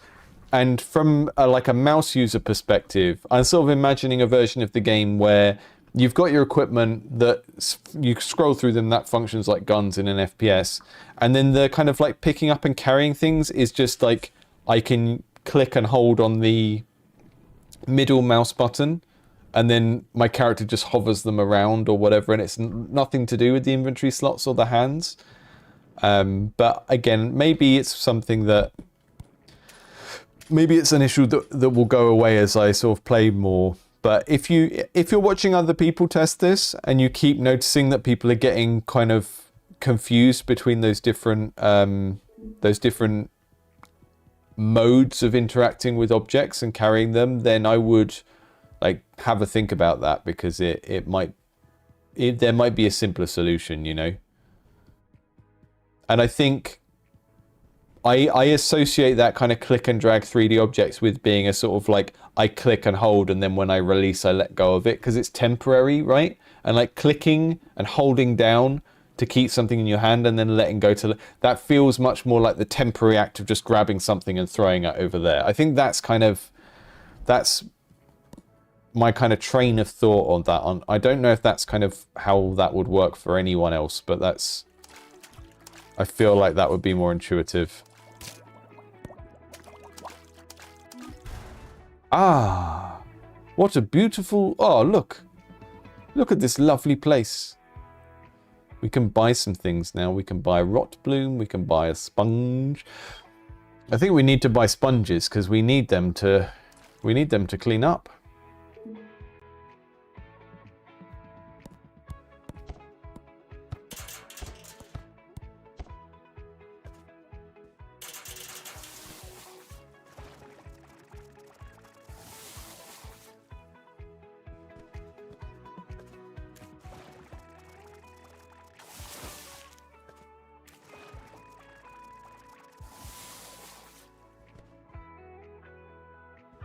That's a gore blob, isn't it?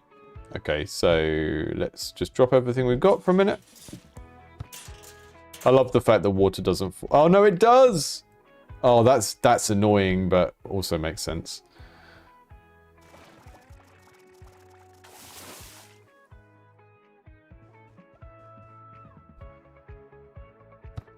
Okay. There's so many little kind of details of how objects work in this that I love it. Okay, wash that in there. Clean this up.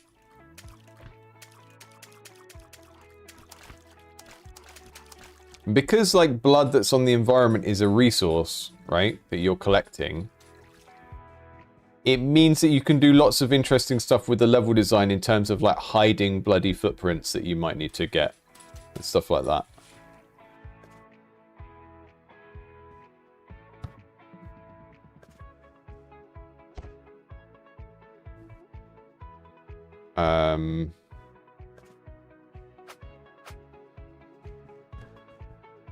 I thought, oh no, that's a, I thought that was a gory bit, but it's not.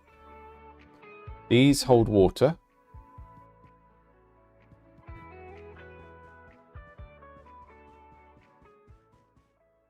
You're gonna make me parkour now, are you? Don't make me parkour, bro. Right, but there's lots of stuff down there.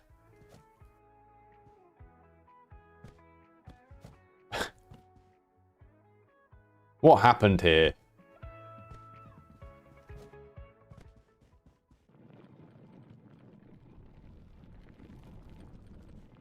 These are... Oh, they've had their heads squished. Are these gore, though? Can I, like... Can I make stuff with them? Can I grow stuff on them?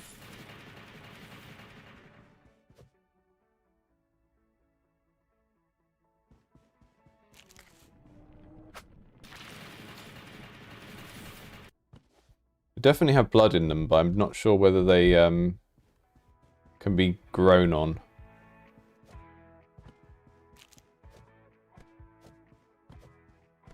So this looks like there's stuff down there, but it also looks like a bit one way. So I'm going to throw all my stuff down there.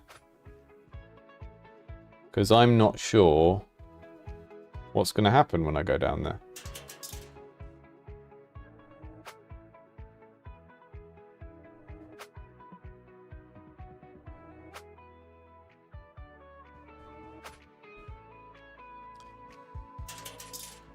So one of the reasons why these types of games can be so compelling, but it's not limited to these, but it's also to do with like survival crafting games like Subnautica and The Forest and stuff like that, is they basically take an economy and make it very spatial, right? So like, where are the objects I need and like, how do I get to them and all of that kind of stuff.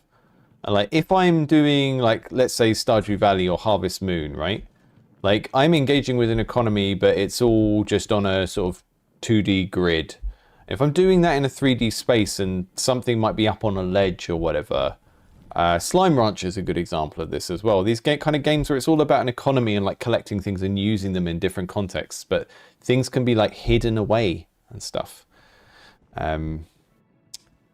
It's a cool way of making it kind of interesting to collect and use things, I guess. What's over here? I want to buy it, but I can't. What's this? You need 50. You don't have 50. These look like they should be boingable, but alas, they are not. Oh, that takes us out there. I see. It's a portal. It's a teleportal, so... Ah. Don't mind if I do. Now I can get that. So the blue light goes on when we can actually afford it. I can jump so high right now.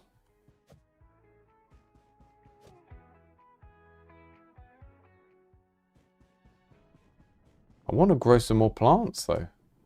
This bit's just straight up platformer level stuff. Okay, so I need money to get to the next bit because I need to be able to afford to go in there. I do want to have a money display on screen somehow. I don't have that, and it's... I find it irksome. It bothers me so that I do not have a running total of my money. I think I have... Oh no, can we grow stuff on the splats? Does it have to be on a chunk, on a chungus? Let's take this floppy leg with us. Floppy leg. And another one. My jump has got so powerful that it actually takes slightly too long to get back down to the ground now. But at least we get to see a beautiful floppy leg. There we go. Blood? Can I put blood on that? I can't, can I? Can I put Spong on there?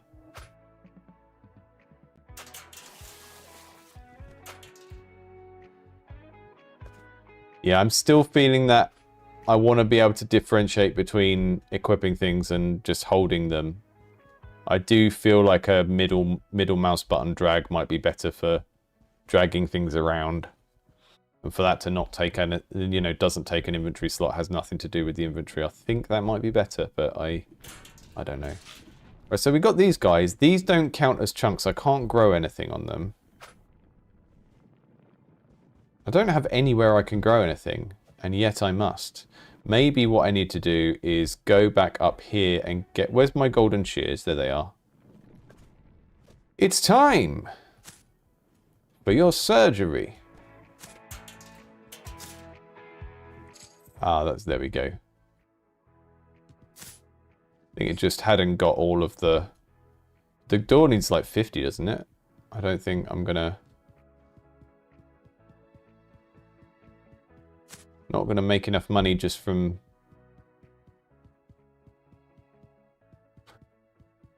The sponges only grow on splatter. Oh, so they can grow on the walls and stuff.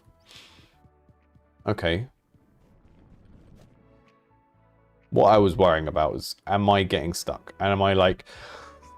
Is there a way I can like totally break the level so that... There we go. I mean, there probably is a way I can totally break the level, because that's what I do, but that's what I'm looking for. Okay. Fill her up. Give me the juice. Yeah, try and get a sound effect in for the growth soon, because it feels like it would be a satisfying thing to hear. Like maybe there's a little kind of screechy, stretchy sound, and when you're actively watering them, it gets a bit louder, you know? I think that's sort of what I'd be looking for there. Okay. Snip, snip, snip, snip, snip, snip, snip, snip, snip. So much coin. And then because we got the double jump, we can do this shortcut jump up there, whereas before we would have had to have gone round and used the portal. So they've given us some like...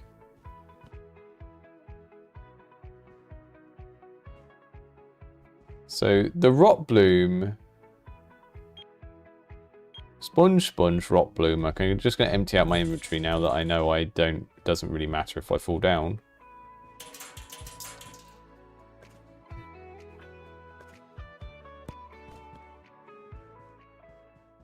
Yeah, bone cracky's good. What I do is I find like a long sound effect on free sound or something of someone like crunching something. Like try and get like 20 seconds, load it up in Audacity, highlight like little 1 second chunks, and then export just that chunk, and then you create like a remixable set of things, right? So I'd end up with like you know, bone crunch _1, bone crunch _2. And then every half second or whatever, we're calling a random one from that list and pitching it up or down a little bit. And because you're dealing with like objects that scale up, what I would do is if you have like 8 random bone crunching sounds for when the rot bloom is growing, for example, and when the plant is smaller, you still do like a randomize the pitch. But when the plant is smaller, you randomize it and then you also like double it. And then when the plant is bigger, you randomize it, but you pitch it down. So you get that sensation that like, oh, the little plant makes this kind of like high pitched sound. And then as it gets bigger, the sound gets deeper. And then you're still randomizing through the 8 sound effects that you've got from that little palette. But they sound like kind of weaker and like more high pitched when the plant is small, and then bigger and crunchier when the plant is big. That's kind of how I would approach that sort of thing. I love doing that stuff.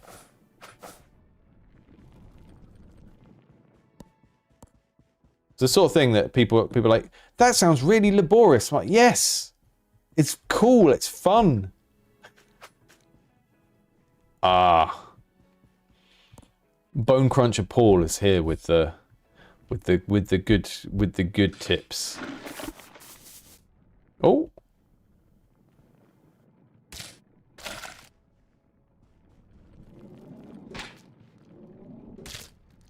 I could fill this back up by putting my bloody sponges in there. Also, hello everyone.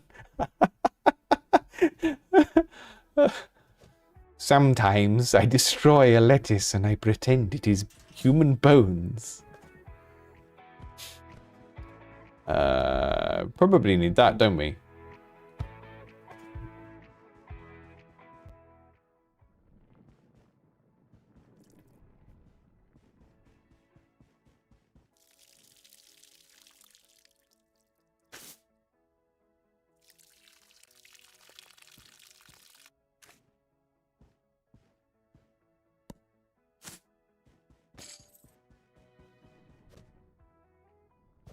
We probably need some more sponges.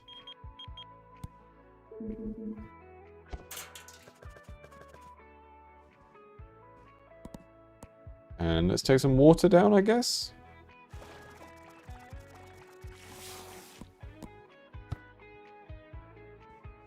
I see why you do need, like, the kind of press and hold stuff to work the way it currently does, otherwise you can't do those throws. It's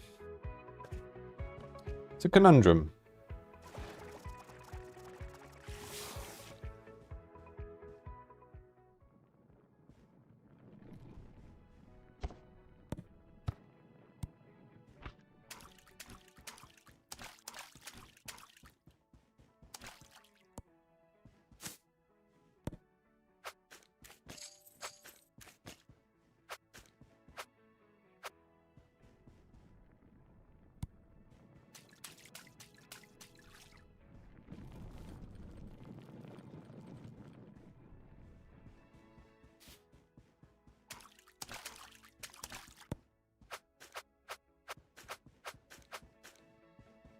This has really come along leaps and bounds since the first few times we played it. I think that what's feeling really good about it now is we're actually doing some problem solving with the mechanics.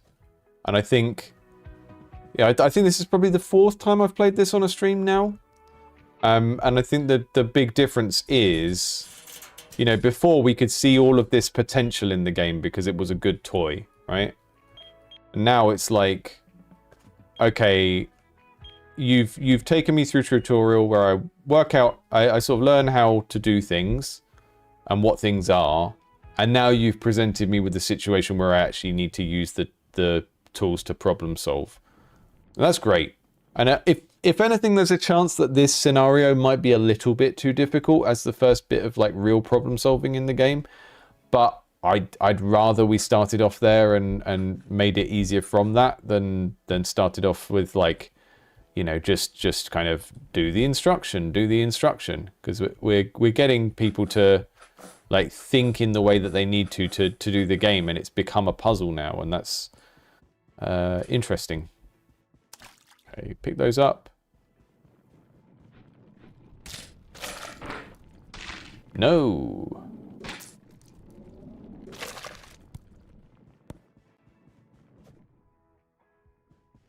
Oh, hang on. If I go back through here, that teleporter thing needs a little bit of work. Sort of keep coming out of it with the orientation they're wrong.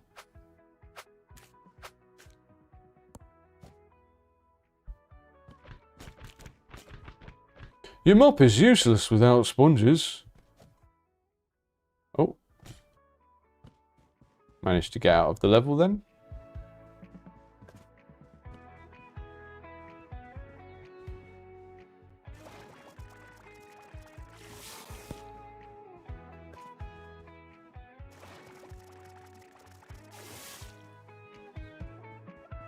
Speaking of sound effects, I have just done footsteps in my game finally. Not that platformers really need footsteps, but I want Lem, our golem from Golem Gourmet, to feel big and heavy. And he had like quite a good landing sound for jumps already, but I put like a left right on the boots when you run. But then you also we're also like detecting what surface we're on. Because I've got my horrible yucky got free seas. It's free real estate.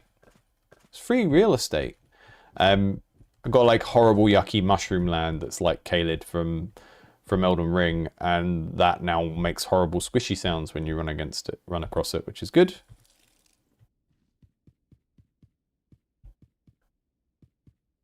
Caution, zombies. Do not enter unless you have a PhD. Then come back later. Feedback Discord wishlist. I think I might have a use for this. The way that the limbs get picked up, like the angle of the limbs and body parts when you pick them up doesn't get kind of quantized or anything. So you're just carrying it the way you picked it up. That is very funny. So if I pick this up by the toe, oh no, it does move around. But the way that they kind of flop around is just great. Like, no notes.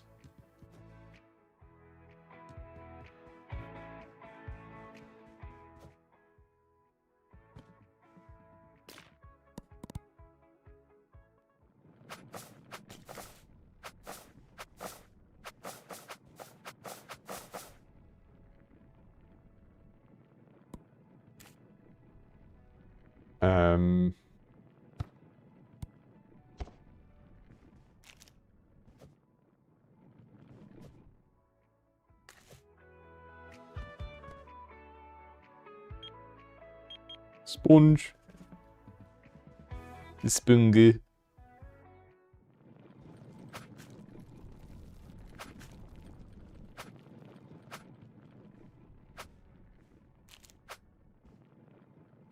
Where's my rot blooms gone? Oh no.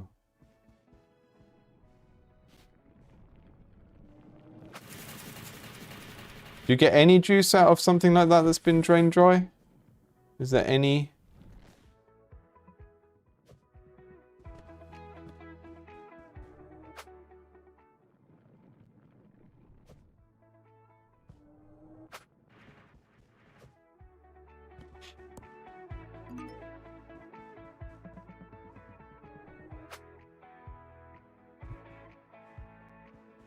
It should have a golem.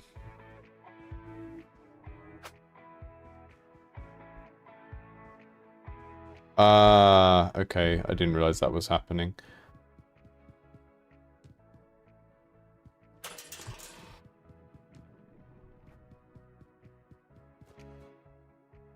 Okay, so I think another way you could think about the inventory in this is to basically have slot 1 so that you can never have something equipped in it. So slot 1 is your open hands for like picking stuff up, right? And maybe it's even a different set of gloves when we do that or something, I don't know. I mean, they are only used that way, aren't they? So maybe, because then my keyboard shortcut for 1, whenever I want to pick something up instead of equip it, I go to that. And then 2, 3, 4, however many slots we have, they're the actual slots. That might be a better kind of UX design, because I understand, like now that I'm doing a lot of that throwing, I understand why we can't just put it on a quick key.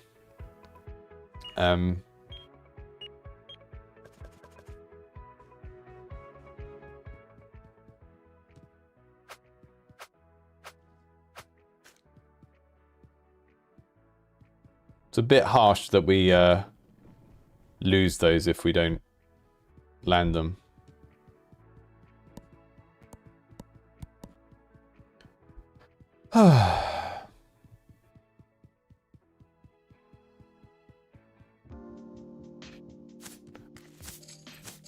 Give me the coins. Give me the coins.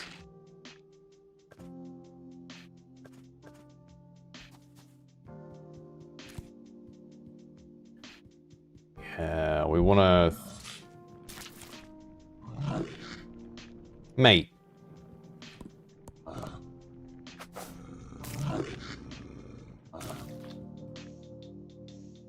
What are you playing at? I just want to grow plants on you. Leave me alone.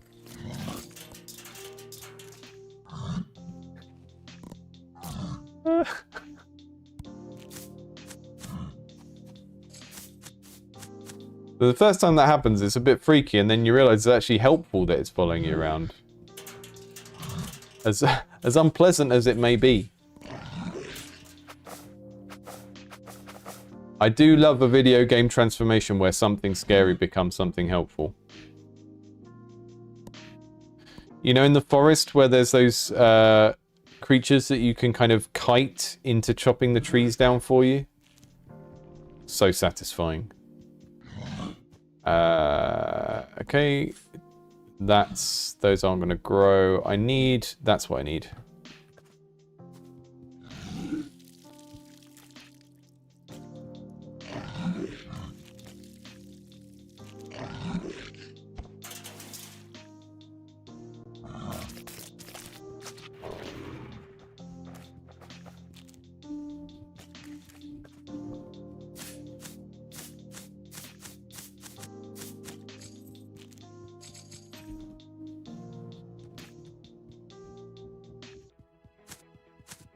Snip, snip, snip, snip, snip, snip.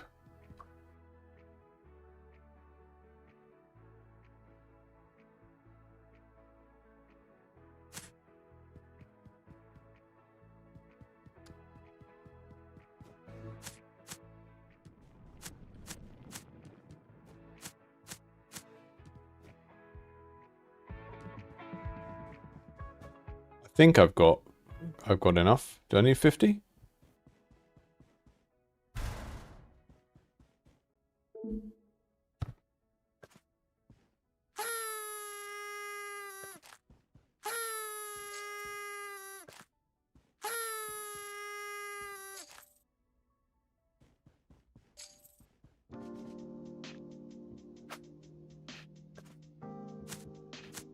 What is up, Eric Smooth?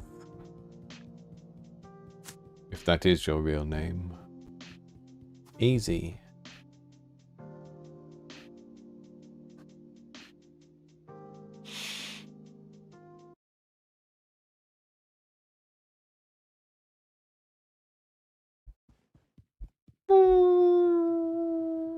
Hello. That's not a zombie, that's a green demon. What's going on here? What have you put me in?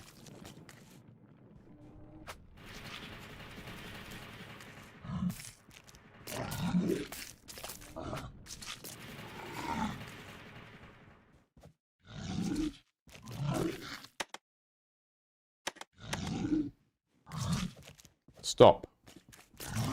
Look, I'm going to put you in there on principle just because you're annoying.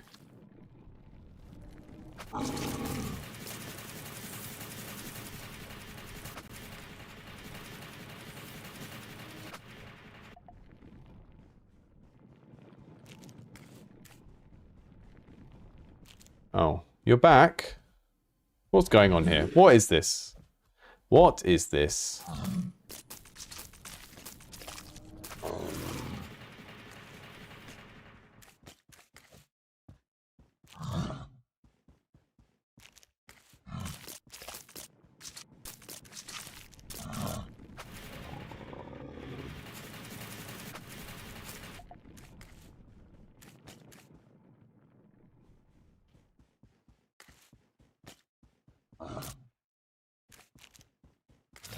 But you've got no voice box. How dare you make these silly noises?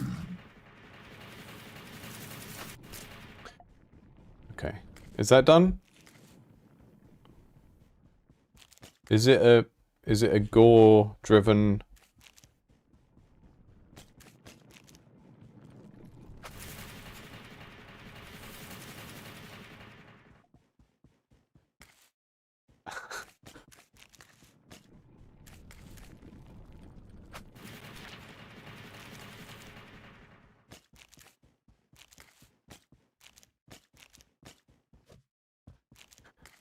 Guy who's just been playing Grun, getting Grun vibes from this.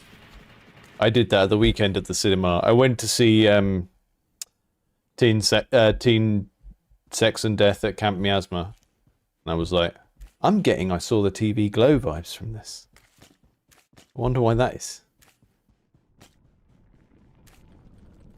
Slightly less upsetting than I Saw the TV Glow. I Saw the TV Glow as a existentially disturbing film.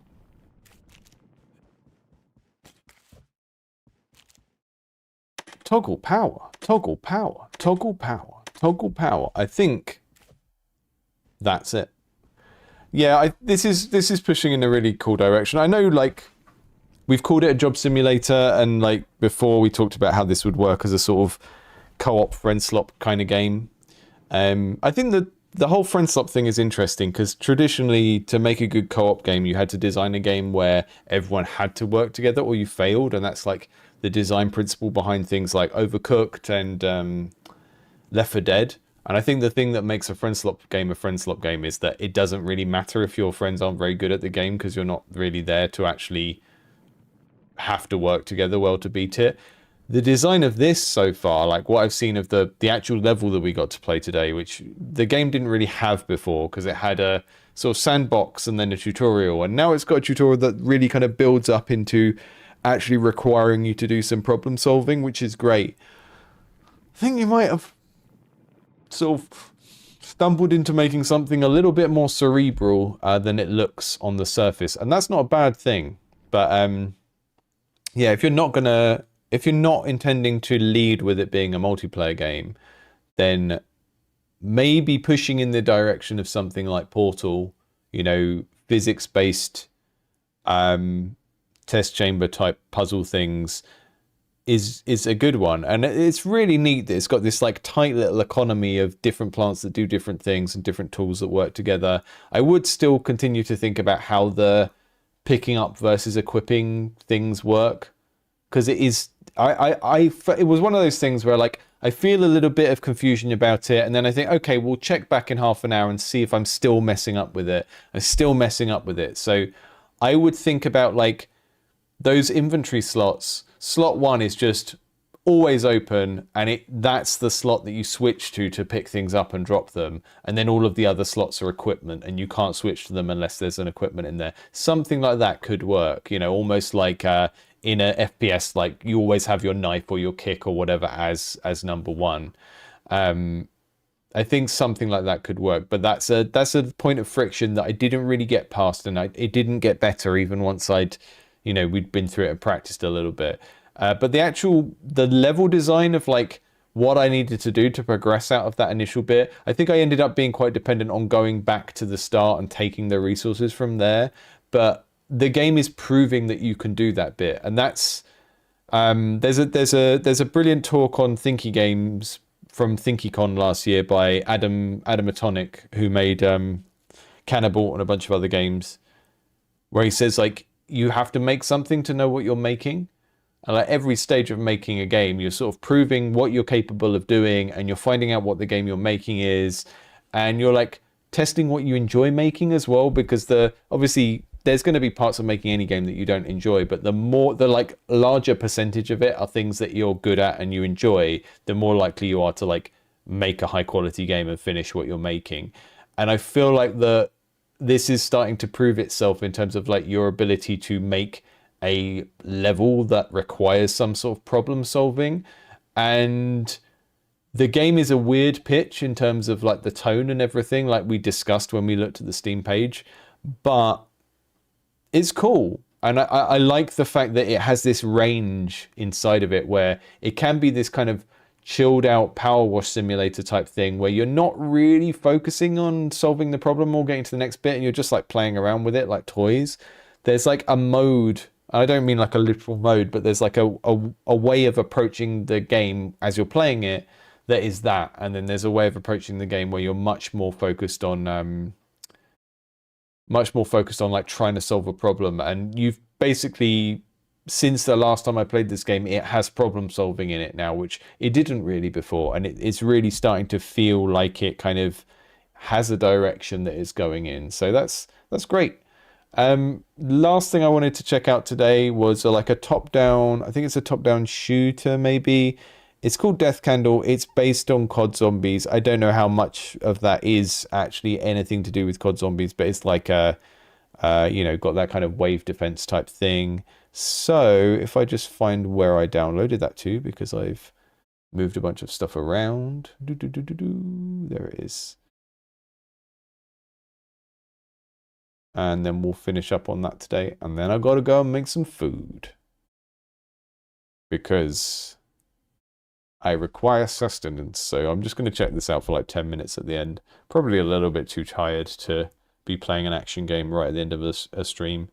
Got up quite early today. Did like an hour or two working on my book. Then jumped into my game. Spent a while getting ready to put like proper attack animations in. Because for a while, like, my character just does like one freeze frame when they attack. I thought I'd start. Haven't done any animation in a while, but I'm just using someone else's skeleton. Death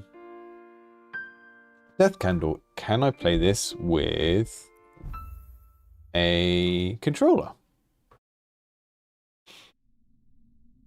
Character-driven action game. Pixel art that looks like a console game. I'm immediately looking to play it on a controller, but maybe that's not what this is. No. Okay.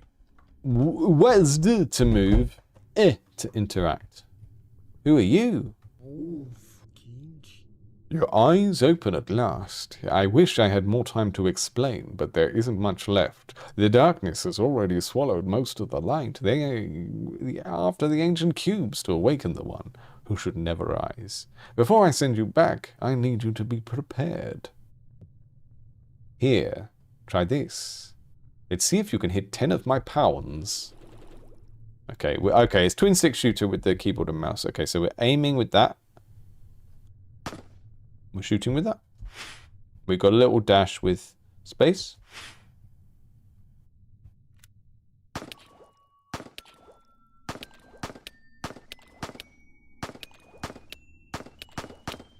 Blap, blap.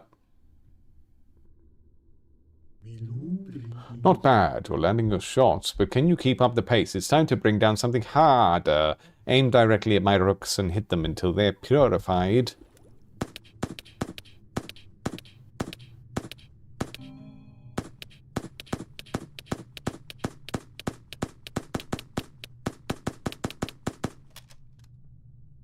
Oh, I've got a... There's a little bit of spread on this, which is interesting in a mouse-driven game. Okay, so I got an automatic there.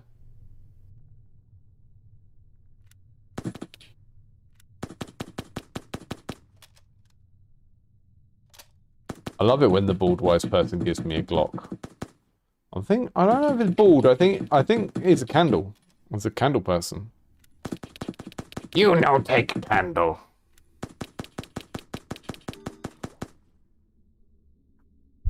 I really need to find a way to link a MIDI controller up to Streamlabs so that I can easily turn things up and down. But you're doing well so far. Take this blade. It's special. Whenever you block a shot or strike a target, it will restore your stamina. Now I want you to dodge all incoming projectiles and avoid getting hit more than 5 times within 1 minute. Okay, V to melee, shift to sprint. Too many buttons. This really needs a controller implementation, my dude. It's okay, we can like, this is the type of game that I will begrudgingly play with a keyboard and mouse, but like the thing I'm having to do with my hand to press V is basically like, how do I explain this? Like, put your hand on your keyboard now, put your hand on WASD, and then I can use my pinky finger to do shift, which is sprint, and I can use my thumb to do space, which is dash. But V is my attack. So I guess what I can do is do V with my thumb, but previously I was trying to do V with my finger, and that takes off the D, which means I'm now biased towards moving left rather than right. So I guess I need to keep my thumb. I just hate that stuff. Like, I really hate playing real-time action games on the keyboard if there's another option. And given how polished this looks in terms of the art and stuff, if your game looks like a console game, if your game is like taken from a design lineage of console games like top-down action games, platformers and stuff, and you don't lead with designing for the controller, it's so strange. You're now getting out of the way fast enough. One more time. Watch carefully, then move. Okay.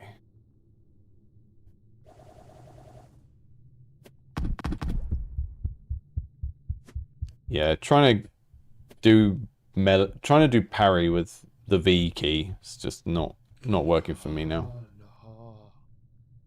Yeah, okay.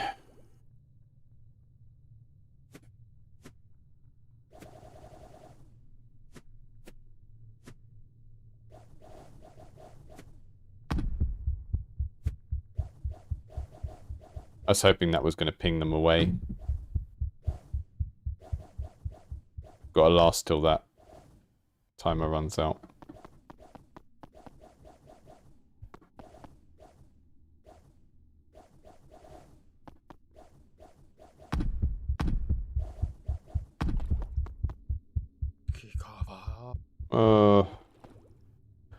This is at least doing, you know, what I talked about earlier of like, the tutorial is forcing you to know how to do the thing before you get through it, which can be frustrating if it's pitched a little bit too hard, but you know, the issue here is really that the controls are not conducive to me getting better at the skill, even though I know what I need to do.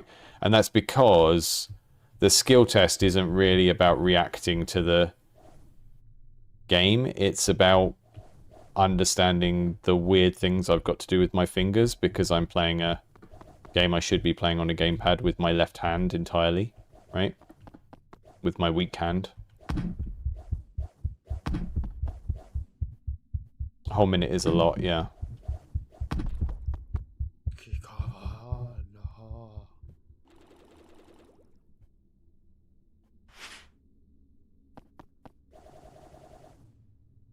Oh, come on.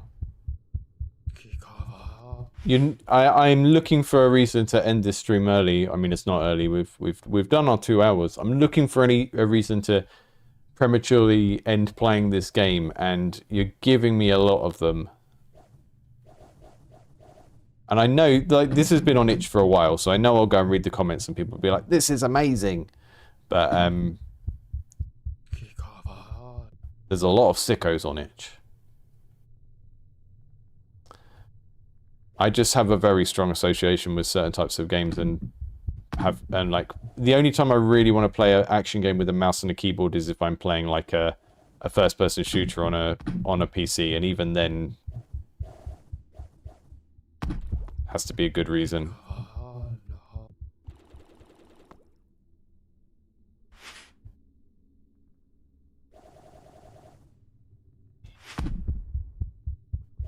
Space is too small as well for this, really. Every time I try and dodge, I just dodge into something else.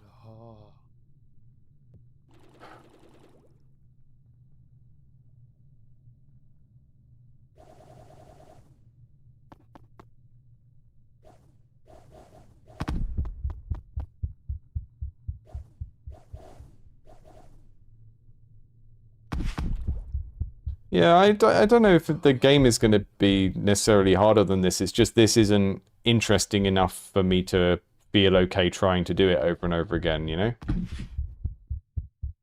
Whereas if I was like fighting stuff and dying, then I might feel a bit better. But I'm doing something quite tedious over and over again and failing at it, which is a different experience, right?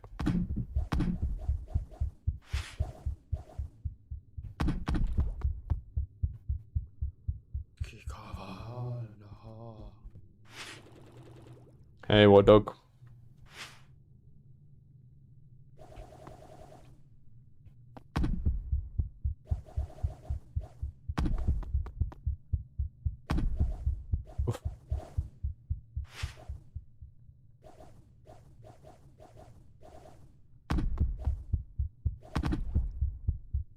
Man.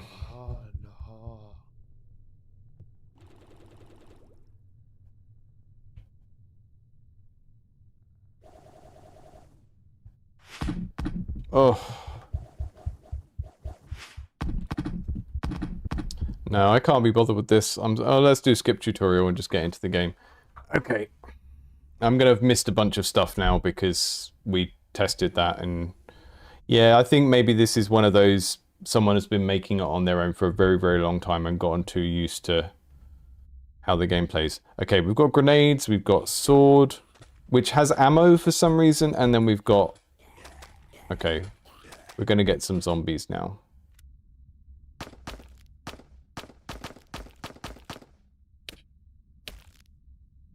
Why does swords have ammo?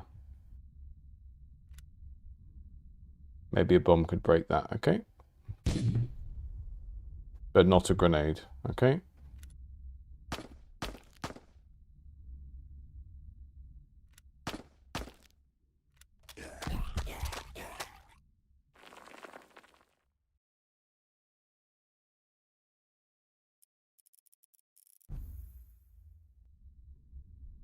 There's lots of lovely polish in this. It feels like it's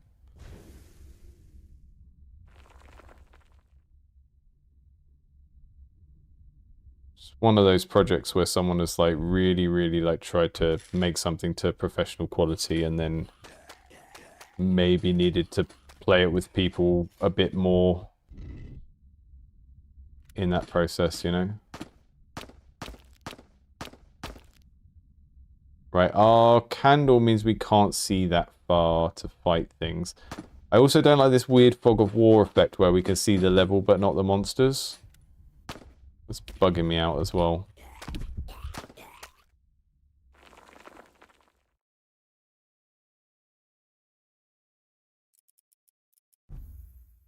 Those are lovely pixel art and menu design and stuff, but yeah.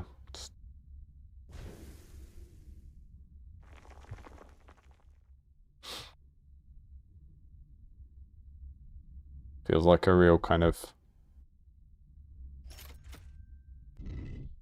passion project that someone's spent a lot of time on, but there's quite a few strange design decisions. And some of those are just like, your game is too hard because you've playtested it too much yourself kind of stuff, which we all do. And then some of it's just weird, like this kind of fog of war effect with the light I find really... Like, okay, now I can see really far, but only for a second, and now the candle goes back down.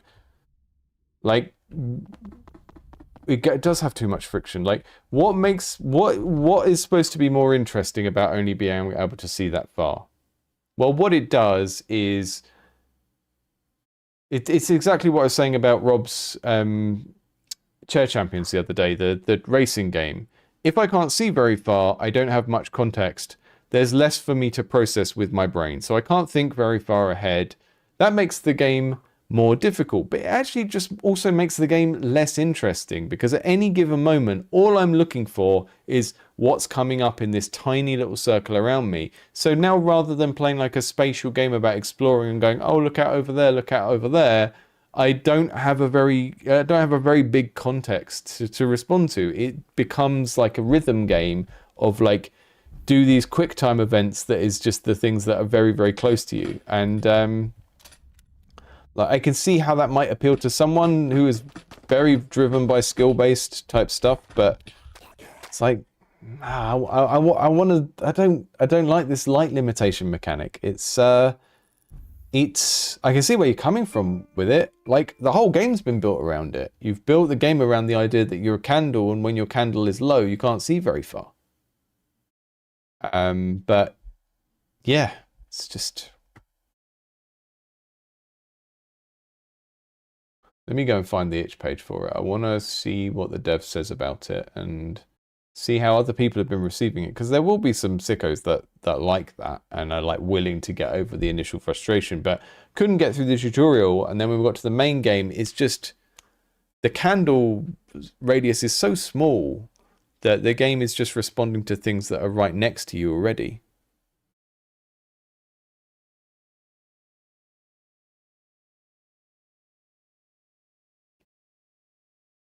Yeah, like people like it.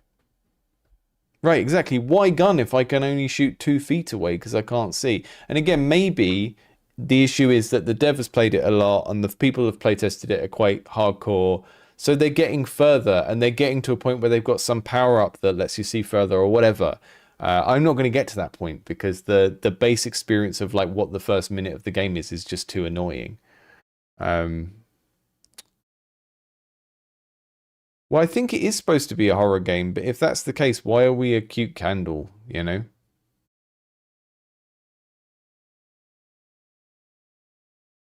Strange. I just this just feels like it got way too far in terms of like polishing and stuff without playing it with people that maybe suck a little bit. And it's very feels like it's very committed to the concept of you are a candle and your visibility is linked to the fact that you're a candle. But yeah, I mean, twin stick shooter where you don't see things until they're right next to you. One of those ideas that's like, yeah, you can put Skittles in your chili, but you know, does it make it better? One of those. I wish I had a little bit more energy today to have the patience to play that for longer, but to be honest, I don't. We did a good, thorough analysis of the Walking Dead card game at the start. No, I keep calling it Walking Dead. Sorry, The Last of Us card game at the start. And a lot of my feelings about that were very taste driven and to do with my motivations for playing collectible card games. But some of them were also just like general things to do with trying to make a digital version of a card game or a board game and what works well as a board game and what doesn't. And actually, that's what the next video essay on the channel is going to be about, because we've got an essay coming up about why video game designers should play more board games. And one of the things that actually comes up in that is like understanding which things translate well, you know? So the stuff to do with like reading another person's mind, like bluffing, those things don't translate well. Certain like tactile elements, I feel like dice don't translate very well, unless you do the work to like make them feel interesting and you know, allow players to see what's going on with them and not just like do a random number generator in the corner and go, you rolled 5. So that's coming up, and I sort of, that was an interesting project, the first game, because there's so much that is doing well in terms of the implementation and the way everything works. But as a game, emotional hook's not really there. Some kind of like ability to feel ownership over and strategy over what I'm doing, really not there. Goreticulture, really great to see how that game has grown, but and yeah, just to see it's like over the course of a year to see a project go through that of like taking a step forward, proving it can do a new thing, and like gradually forming into this shape where it's like, yeah, I could see what the bigger version of this game is. Really great to see that. Cake is a lie. I have this naive idea that a good game will sell itself. Do you think you have to market the game in order to be successful on Steam? Yes, you have to market anything in order to be successful. Marketing is one of the marketing is one of the functions of the business, and if you're not doing it, then no one is doing it. So you may as well be saying, you know, can I sell a game that doesn't exist? You know, making a product is part of a business, marketing the product is part of the business. Someone has to do it. There is no such thing as something that markets itself. The only times anything ever markets itself is like if you're working on a platform where things push themselves in some way, but even then you still have to put the content there. So yeah, you have to talk about your thing if you want people to care about it. You have to care about it as much as you want other people to care about it. And if you're not willing to like just spend time on at least one social media platform regularly talking about the thing you're making, then why should anyone know about it? And it's not even the like you have to be good at marketing point of view. It's just really like information based. Like how does anyone know that the thing exists if you're not talking about it? You know?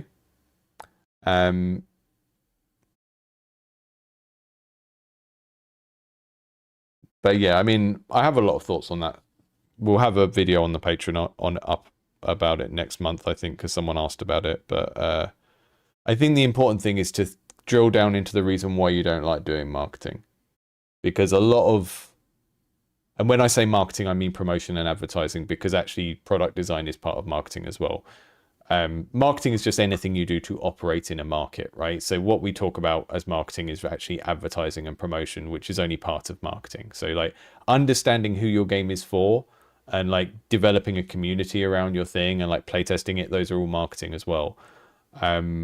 Like defining the tone of your game and like how you're going to talk about it, all of that is marketing as well. I think the thing that's really helpful, it's not, I mean, yeah, it is helpful if you do it.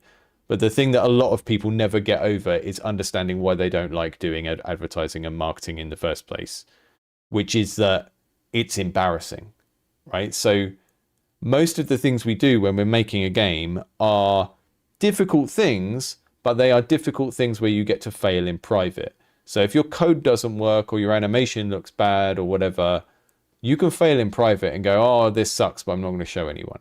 As soon as you get into doing promotion, you're having to do something embarrassing and scary where there is the potential of failure in public or of being ignored or whatever. So I think the thing that's most important to do, and we're getting into like self-help therapy land here, but rather than say, oh, I want a game that markets itself or I'm bad at marketing, like first off, accept the reality of what you've chosen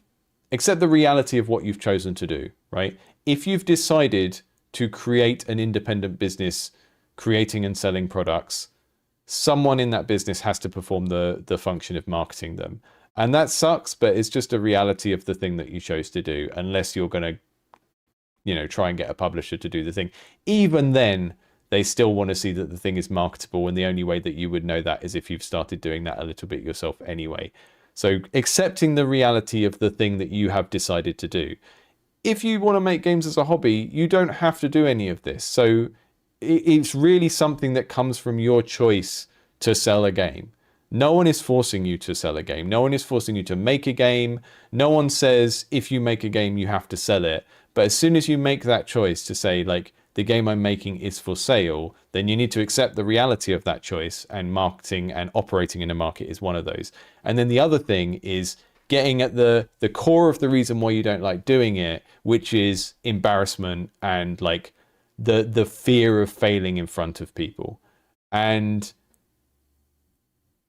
acknowledging that doesn't magically make it go away, right? Like, I understand it, and although I might seem like a gregarious, outgoing person, I still feel like anxiety about doing things in front of people and like exposing myself to criticism and all of those things. You don't, I think the problem a lot of us have is we see that other people are good at it and we think that they are naturally talented or that they're more extroverted or brave or something.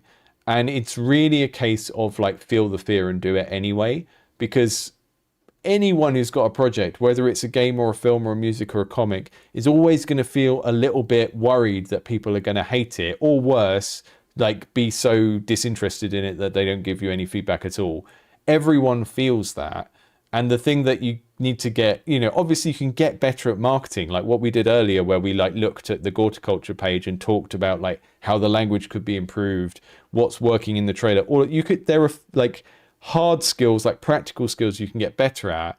But the underlying thing that you need to get better at is just like being brave about this potential for being embarrassed or whatever, because it's very easy to sort of like try and throw a smoke bomb and go, oh, the reason I don't like doing this is because it sucks and I'm bad at it. It's like, no, the reason you don't like doing it is because it's scary and embarrassing, and you need to like develop a thicker skin and acknowledge that that's just part of the thing that you're doing, and I say all this as someone who struggles with these things myself, and I think just like acknowledging the real reason that you don't like the thing and don't want to do it, which is that like it's scary and you prefer doing difficult things where you fail in private, is like really at the root of that. So I mean, it's only disingenuous if you make it disingenuous, right? I post about my game all the time on Blue Sky, but I do it in a way where I'm like joking about the fun I'm having making the game. Right. And then occasionally I might say, oh, go and wishlist my game. It's got a giant cartoon bomb in it. Go and wishlist my game. It's the only game where you can throw a bottle of milk at a block of fungus and it will turn into cheese. Like, there's a way of doing it playfully where you're just like engaging people by showing your enthusiasm for your own project. And that doesn't have to be presented as an advert. It doesn't have to be like sneaking onto Reddit and like doing some 4D chess mind games with people so that you can get past the mod rules. It's just getting comfortable like talking publicly about what you're doing all the time. And then when you do need to do something more serious that is a bit more advertisey, then you've built up that kind of resistance to like feeling cringe about doing it. But underlying all of that is that no one is forcing you to make or sell a game. And the thing is just part of it. You have to code to make a game. There has to be some art. There has to be some interactivity. And we know all of these things and we understand and accept that that's part of doing the thing.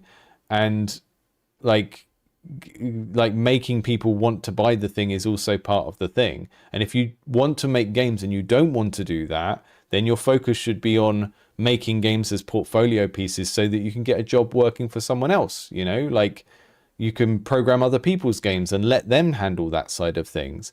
But someone has to do it for every game that anyone ever wants to sell. And if your goal is to make games in like as a solo developer and for it to be you doing everything, then you have to do the bits you don't want to do. And it's like it's trying to get out of that mindset of like thinking, oh, it's not fair and I don't like it, so therefore I can make it go away by willing it. And the road to failure is just paved with people not accepting the reality of what they're trying to do. Yeah. Oh, I'm glad you've found the show and tell helpful as well, Smeagol. That's Smaley. I never know how to pronounce your name. That's not something I set up. That was, I think Cheese set it up. I occasionally just like drop in randomly if I'm free on the night and see what's going on. But yeah, those sorts of things are helpful.